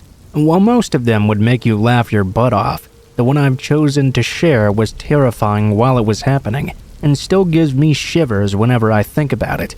A little more than a year ago, I applied for and got a job at my favorite convenience store, right across the street from my home. I'd moved there my sophomore year in college, and decided to stay after I left school. This little store had almost served as a sort of savior for me. Living as young men often do, I had very little money, but I was always confident I could find something to fill my belly, regardless of how much was in my pocket at the time. When the time came that I was no longer able to rely on my parents for money, the corner store was the first place I went to look for a job. Turned out I was in luck. Only the day before, One of the employees had been fired for stealing from the register. I took his place and I've been working here ever since. Like any other corner store, we sell loads of alcohol. Beer, wine, liquor, the whole boat really. Naturally, this makes us a beacon for the local drunks. These folks have served as countless hours of entertainment. While most are harmless people, on one specific occasion, a horribly violent outburst occurred. It was a quiet Saturday night, about an hour before close. Most of the regulars had already made their appearances, a few more than once even. The two involved in this incident had been in around 7 p.m. and just returned. They were, or at least appeared to be, a couple. I'd seen them around the neighborhood occasionally since I'd moved in. The owner of the store said they'd been customers ever since he'd bought it, and that was 13 years ago. Although they were not very talkative when they came in, I never had any reason to suspect either could become violent. That night, something changed though. Upon arriving the second time, they went straight to the cooler containing the quart and 40-ounce size beers. Nothing too out of the ordinary. All of a sudden though, an argument began between the two soon after they arrived. Initially, I couldn't hear what it was about, but soon I began to hear everything they were screaming across the store. I minded my own business for a while, but once the woman began screaming curse words at the man, I felt I had to at least get them to take it outside instead. I wasn't exactly sure what I was going to do, but I began my walk to the opposite side of the small store. Before I was even halfway there, the man began to scream back at the woman. I'm not sure exactly what she said to him, but it had obviously infuriated him quite a lot. Mere moments before, he had grabbed a bottle of Busch or some other cheap beer from the cooler.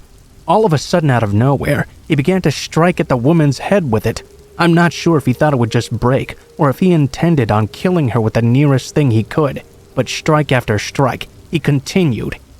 It was a horrifying thing to witness. I blame the entertainment industry for giving people a false impression of how easy it is to break a beer bottle over someone's head. I assure you, it's very hard.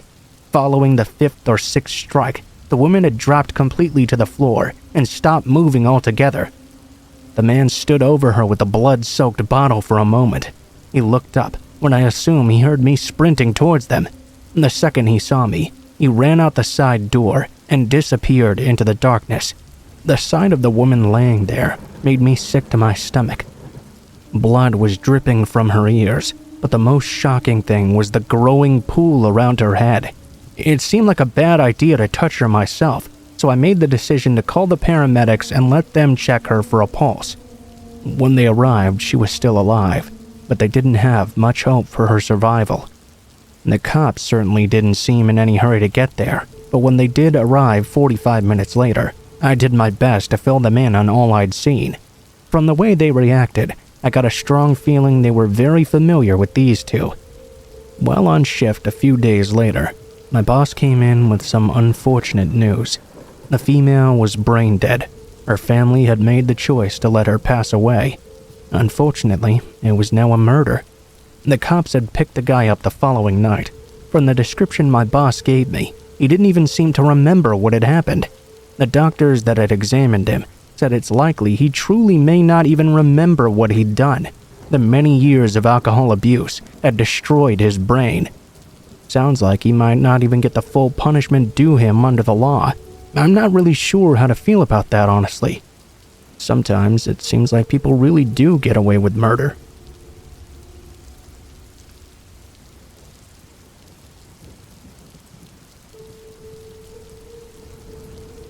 I serve as one of two managers for a local branch of a national convenience store chain, starting as a wide-eyed 23-year-old girl. I worked my way up to night manager within 5 years. Not exactly a groundbreaking achievement, I admit, but still an achievement nonetheless. My job includes staying late after closing to count the night's drawers and drop the deposits for the day manager to put in the bank. I've never minded much having to do this job. The past 5 years working here has been on the night shift, and nothing really scary has ever happened while I was on the clock. The only holdup in the history of the store occurred during the daytime. Therefore, I'd never had any reason to fear working after dark. That was until just recently, when I became the subject of someone's obsession. Talking about this in the first place is very embarrassing for me. I feel like when people hear about this, they think I'm bragging about my looks or something, but I swear I'm not. I recognize that I'm an average-looking woman, but that's as far as my vanity goes. I would have kept this all to myself, but my therapist feels that sharing my experience will help other women. That's why we're here. Hopefully he's right, and this horrible ordeal can really serve to help others who suffered from the same form of negative attention. I guess it's time to tell you exactly what it is that happened. As I said, I work the night shift 6 days a week. The number of weirdos I encounter because of this is somewhat high. A fight once or twice a year, some homeless drunks of course, the usual lot for a clerk in a convenience store in America. In spite of the craziness going on around me day to day, I managed to go unnoticed by any of those weirdos until around 6 months ago. At about that time, this particular man began coming to the store. Initially, it was only once or twice a week. Whenever he did, he wouldn't say anything to me either. As time passed on, his visits became more and more frequent. This, in itself, is not that odd. Anybody who's ever worked in a convenience store for any length of time can tell you that regulars come with the territory. Some people you'll see every day at the exact same time, some more than once even. So, at the time, I thought I was just developing a new regular. No need to be too concerned. A month into this routine, though, I noticed that he would always wait until I had 0 customers so I could ring him up personally. What made this so obvious was his concerted efforts to begin discussions with me. Although I found it funny then, I didn't realize I was encouraging him by engaging with him. Soon, the talks became much more personal, less banal discussions. The first time I was asked if I had a boyfriend, I laughed it off, but the third and fourth were the first indication to me that I might be having a problem on my hands. My suspicions were cemented on the day that he randomly asked me out. Perhaps out of instinct, I said no immediately. I was very careful to be kind in the way I said it though. In the moment, he seemed to take it well. However, another clerk told me later in that evening that the man was actually extremely angry. I guess I never really learned to read body language very well. The next time he came in, he refused to talk to me and didn't return to normal until a few days later, when he acted like nothing had ever happened. I got the impression he had decided to let it go. But just 1 day later, he asked me to go out with him again. This time, he said he meant it to be just friends, but once again, I declined. He made no efforts at all to hide his fury this time. The expression on his face as he stood there really frightened me. The week following this second incident, I spent most of my time hiding out in the office doing paperwork. A male clerk he seemed to have befriended told me he'd been repeatedly asking about me, but the clerk always just told him I was out. I took advantage of this friendship to ask the clerk to talk to the man on my behalf. I wanted him to ask the guy not to come in the store when I was working anymore. His most recent behavior had really scared me. They must have really had the discussion because I didn't see the guy after that for several days. Curious as to what was said, I asked the clerk what reaction the man had. He only answered by saying the man had severe anger problems and I should watch my back from now on. I'm not sure if that clerk thought that would make me feel any better, but obviously it made me far more scared. Still, the guy did stay away from the store during my shifts, and I didn't see him for a few weeks after. One day, during a shift change, I was talking to the day manager, and he mentioned a discussion he'd had with my stalker, as he called him.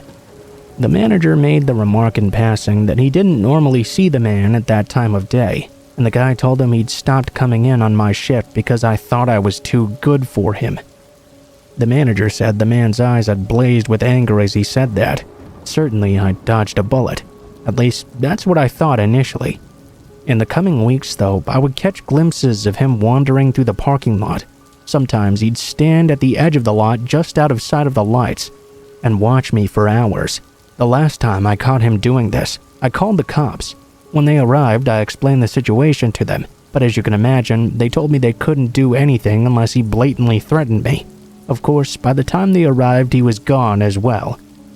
I'm not sure, but I think calling the cops might have scared him a bit, because I didn't see him for a while after once again.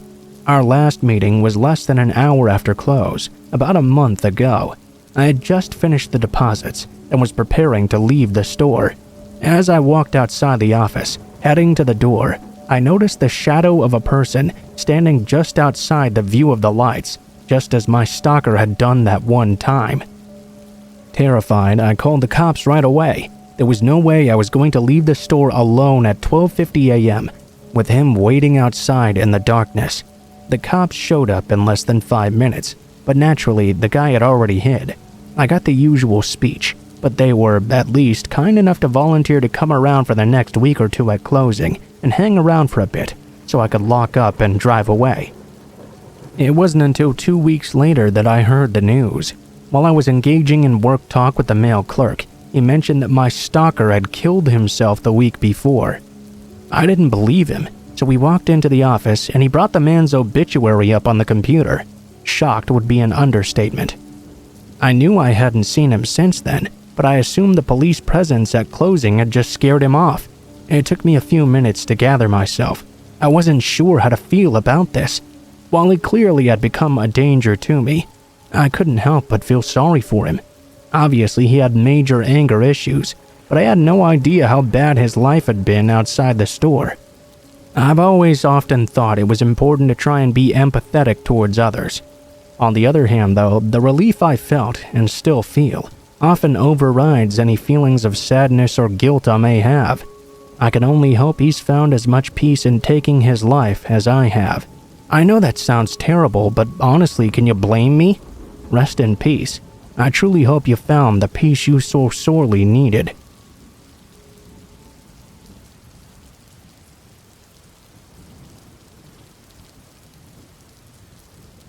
I think I was around 9 years old when this event happened. You'd think that such an impactful memory would ingrain itself completely into my brain, that I would remember exactly when it happened, and every single small little detail. But it was one of those really scary things that I honestly would have been happier to just forget altogether. My dad and I like to go camping all the time, you see. He began taking me when I was much younger, and I even had my own little pip tent. I loved it. It was small, but hey, so was I, so it worked out just fine in the end. My favorite thing about camping would be that in lieu of ghost stories, my dad would actually do this little puppet show for me. We would put up my tent to the side so the side wall of it would be facing the fire, and he would do this little shadow puppet thing with his hands. It was actually really fun, and he was super good at it too, surprisingly. The fact was that with a crackling fire behind him as he made these hand puppets, the images turned out to be really solid, and sometimes really, really creepy. Generally, by the time he was done telling his story, I would be so tuckered out I'd fall right to sleep. I won't go into too much detail about the camping trip itself when this happened. It was just me and my father. My mom didn't really like camping, so she never went with us. We go out into the woods, set up our tents, and made the area up for the fire. We then went and did some fishing. We actually had a nice haul that day, which my father then cooked for us over the fire. I always did love fish, and love it to this day. No one can cook a fish as good as my father did. When it came closer to time to go to bed, I was excited because that meant two things. My dad and I would make some s'mores together, and then I would go into my tent with the s'mores while my dad told me his story, using his scary hand puppets. Once I had my plate full of treats, I eagerly rushed into my tent. I got all nestled into my sleeping bag and ate those s'mores, while my dad told a few scary stories. It was pretty fun. I dozed off though before the ending of the last one. I woke up a little bit later, not even realizing how long I'd been asleep, or even what time it was currently. I assumed I'd only dozed off for a moment though, and that my father must not have even realized this, because he still seemed to be doing his hand puppet show. I opened my eyes wide and sat up in my tent, watching him intently. He wasn't actually telling me a story anymore, though. He was making a hand puppet of a bunny rabbit and kind of just making it aimlessly hop around on the wall of the tent. I kept waiting for him to say something funny or something scary, like it was a vicious killer rabbit or something, but he didn't say a single word. Instead, he just kept making this bunny hop around in a circle, coming closer to my tent, then going further away. He kept this up for quite a long time, too. I was a bit confused now, so I decided to open my tent and see if something was wrong. The shadows had gotten quite close now, so I unzipped the flap and opened it up and looked over to my father, only to see it was not my father at all. It was a strange man I'd never seen before, with a sick grin on his face. He continued to make bunny motions with his hands as he stared right into my eyes. Then he stopped, and he rushed over to the tent and grabbed me. I, of course, screamed before the guy could get his hand over my mouth. My father woke up right away and came rushing out of the tent. When he saw the man struggling with me, he had the wherewithal to grab the fish skillet and smack the man upside the head with it twice before the guy fell over. I was now free, but my dad was not done yet. I can't tell you how many times he bashed this man over the head, who was now struggling to return to his feet. Eventually he managed to, and ran stumbling off into the night. My dad decided it was best to just leave, rather than wait until the morning. Fortunately, we hadn't parked too far away. We grabbed all of our stuff, rushed to the truck, and went home right away. That strange man ruined camping for me for years. Whenever we talked about going, I would see that man's horrifying face and remember him grabbing me, and I would have to decline.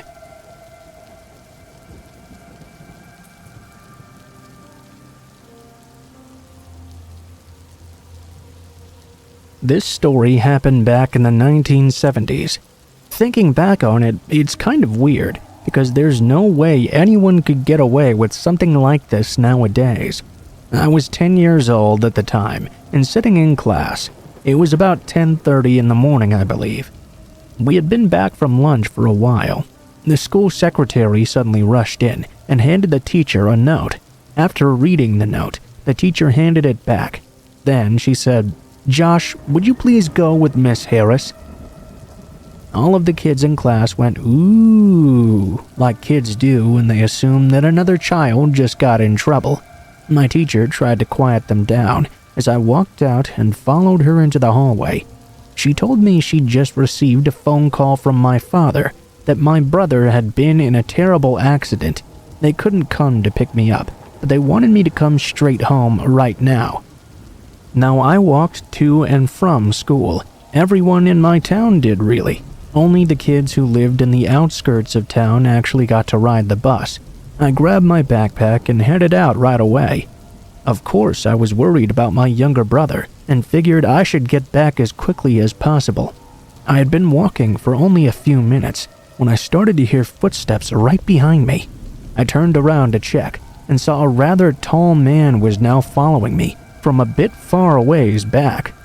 He was wearing a dark coat and covered his face, but it was cold enough outside that I didn't think very much about it in the moment. We weren't the only two people out walking, as it was right in the middle of both a school and work day.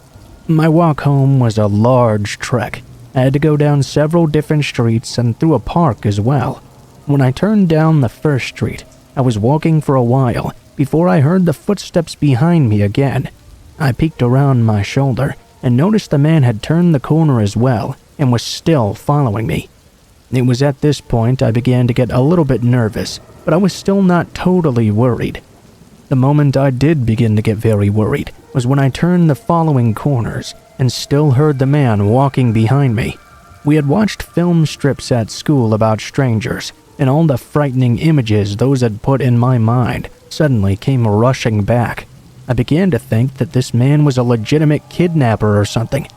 As I got closer to the park, I decided to cut under a break in the chain-link fence that some of us kids like to sneak through.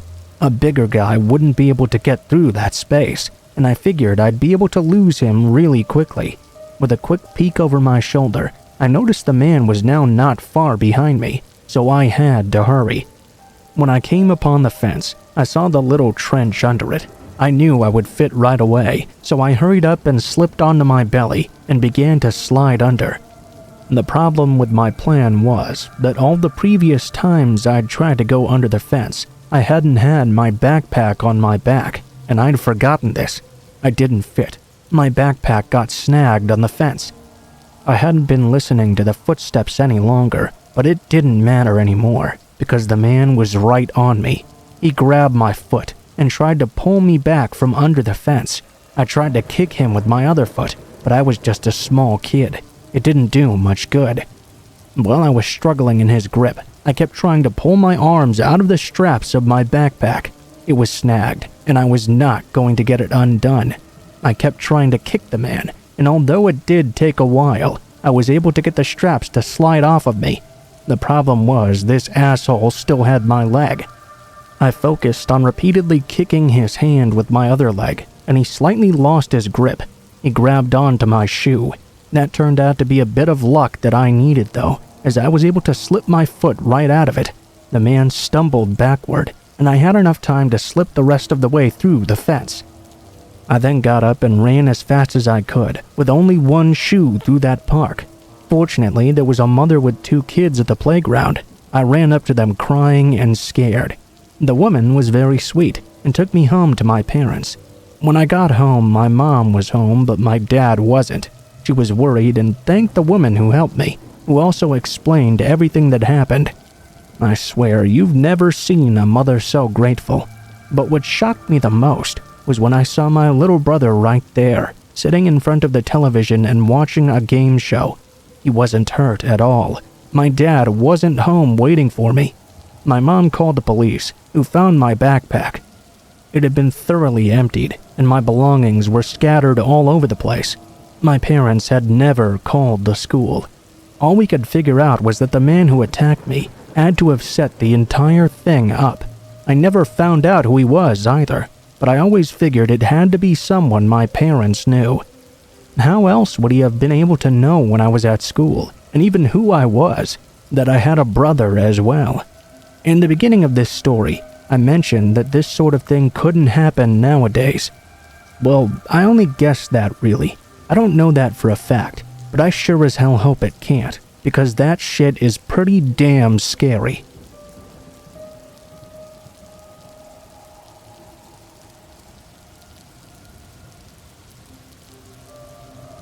This happened when I was around 13 or so.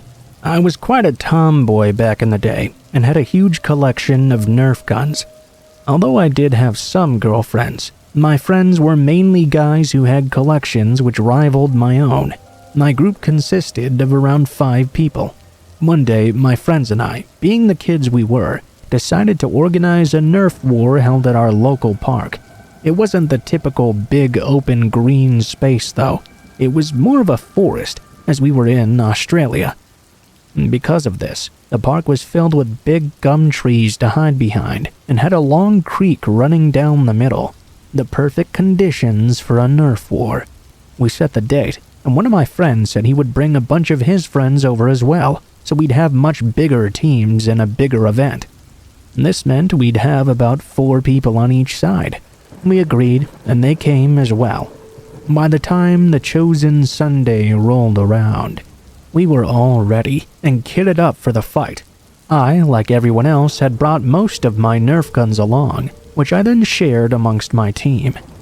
Some of us even brought walkie-talkies and other special gadgets. To onlookers, we probably looked quite silly, but we really didn't care. The excitement of being with all my friends forced back my usual shy nature. Anyway, after everyone arrived, we started working on our bases. Then we began the war. All was going well until about an hour in. I sat alone in our team's makeshift base. My main weapon had jammed, and I was trying to fix it by poking sticks into the barrel and repeatedly pressing the trigger, all to no avail, of course. The others on my team were off scouting through the woods. All I could hear were Nerf blasters going off, until an unsettling whistling noise suddenly came from behind me. I could hear footsteps on the dried leaves, getting closer and closer. At first, I assumed it was one of my teammates playing a joke on me, so I kept working on my gun with my back to the trees. But then, I saw him. His face still haunts me to this day. There was a tall old man, probably in his 60s or so, walking right by me. He had unwashed clothes, and he was swinging a gray plastic bag, which looked as though it was filled with dried blood. I couldn't really tell what it was. He noticed me and stopped walking, standing about 15 feet away. His eyes widened as he looked over at me, and he continued to whistle some tune I didn't recognize. I remember feeling terrified. I was alone, with nothing but a jammed Nerf gun for protection. I thought if I kept ignoring him, he might go away, but of course he didn't.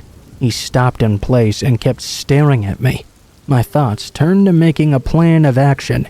He didn't look like he'd be able to outrun me, but I still felt too terrified to move. Instead, I reached for my phone and dialed for my mom, still not meeting his uncomfortable gaze. I held the phone up to my ear and tried to appear as though I didn't even notice him. "Ryan." I flinched as I didn't hear my mom's voice. I heard his calling out to me. He stopped the whistling and began to speak to me in a raspy voice. "Come and play with me, little girl." He started to swing the bag once more. Our eyes met, just as my mom picked up the phone. I whispered to her there was a strange man trying to talk to me. I could feel myself tearing up. Even now, I can't forget the way he was staring at me, like an animal who decided he was going to eat me. My mom was furiously telling me to calm down, and she couldn't understand what I was saying. The man finally stopped staring when my younger team member called out to me, saying their gun was broken. It happened to be my younger sister, who my mom had forced me to bring along. The man turned away from me and started towards her instead. I was begging my mom to come and find us, and that the man was now after my sister, who was only 9 at the time. She told me to gather up my sister and everyone else who was with us. I was so scared, but I managed to find the courage to run into the woods and call to everyone else for help. Thankfully, the man hadn't caught my sister yet. The others all came running. Only one of them seemed to have seen him walking through the woods prior. They said he was walking quite quickly, almost running. They thought it was odd, but thought nothing of it at the time. Once we all gathered together, I guess the man was intimidated by our numbers and took off running back into the forest.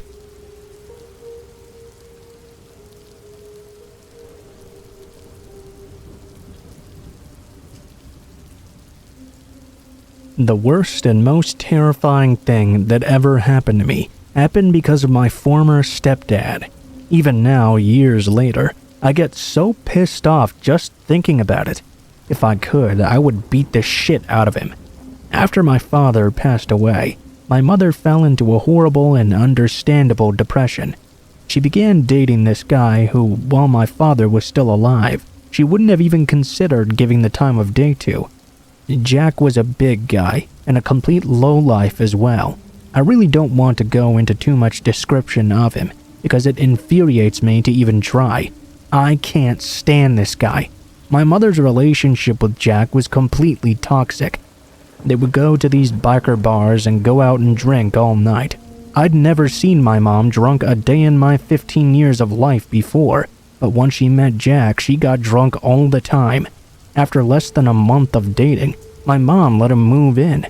She didn't even ask my opinion. Now, I know what most of you are probably thinking. She didn't need my permission, and I realized that it's not permission I was worried about. I feel like she should have asked my opinion on the matter and made up her own mind after that. Jack didn't work, of course. My mom did, and he would stay home all day on his lazy ass, watching TV and drinking beer. He knew I didn't like him, but he lorded this fact over me. Whenever I looked like I was angry with him or that I wasn't going to follow his orders, he'd say words I would never forget. "You damn well do it, or I'm gonna cut your balls off." He said that to me all the time. I never took it seriously. I mean, the guy was a jackass and a loser, but he wasn't stupid enough to actually do anything physical to me. I mean, if he even tried, he'd be sitting in a damn prison cell. It would always be something like, "Get me a fucking beer or I'll cut your balls off," or over something stupid and minor. I wasn't really happy with this. He even said it in front of my mom, and she just laughed. She married him too, and it was quick. He had been living there for only 3 months when she married him, and like most of these stories, that was the moment when things began to get even worse. The nights of going out and drinking at the bar still happened, but rather than coming home and having a fun time, they'd always be fighting.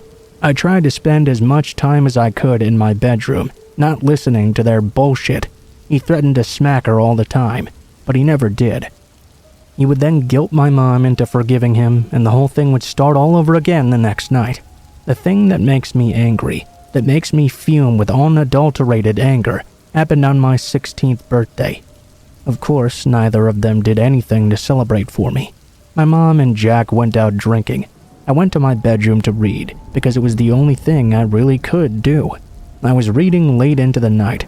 It had to be around 1:30 in the morning or so, when I heard Jack's bike pull up in the driveway. I heard them arguing and rolled my eyes and groaned, wishing I could at least not have to deal with this on my birthday. They rushed into the house, yelling and screaming. I don't even know what they were arguing about.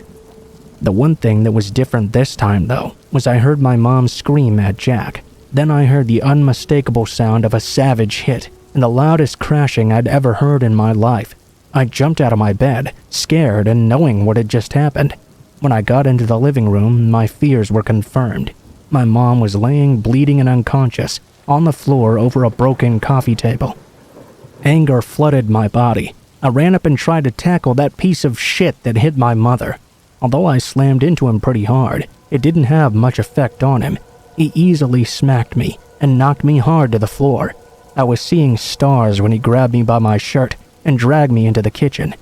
I didn't know what he was doing, but he grabbed something off the counter, picked me up, and slammed me hard against the kitchen wall, completely knocking the wind out of me. It was then I saw him holding a knife in his hand. I winced, expecting Jack to kill me right then. Instead, to my shock, he reached down, undid my belt, and opened up my jeans, pushing them and my boxers to the floor.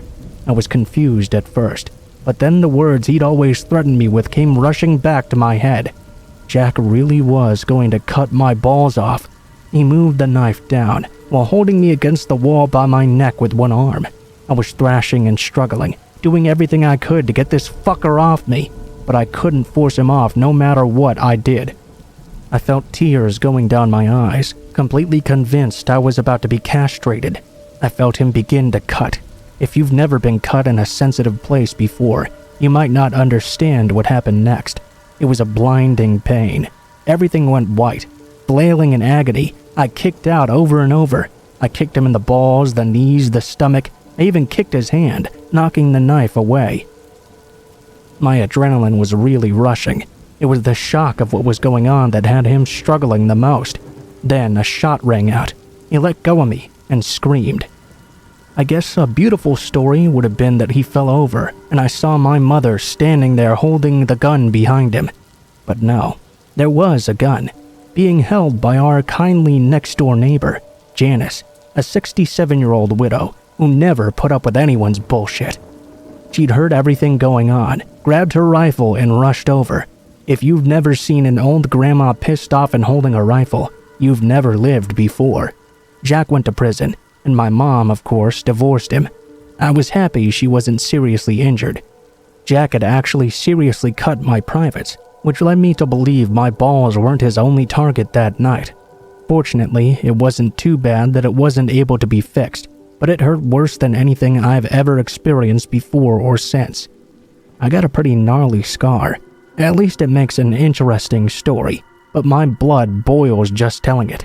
Generally, I try to tell people it was just a childhood injury and not talk about it after. I've never seen Jack again, and my mom never got married again either.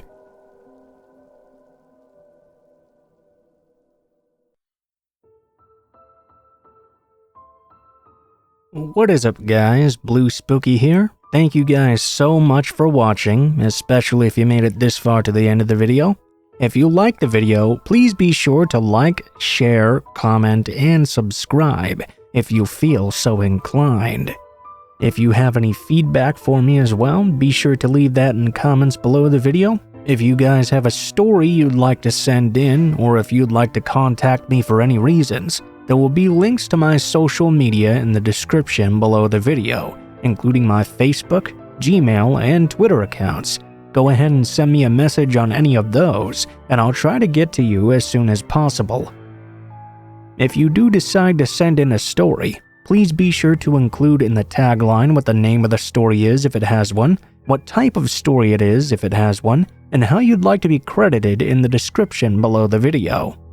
Please make sure to include as much detail as you feel comfortable with and try to use as much proper grammar as possible to make sure you have the highest chance of appearing in a future video.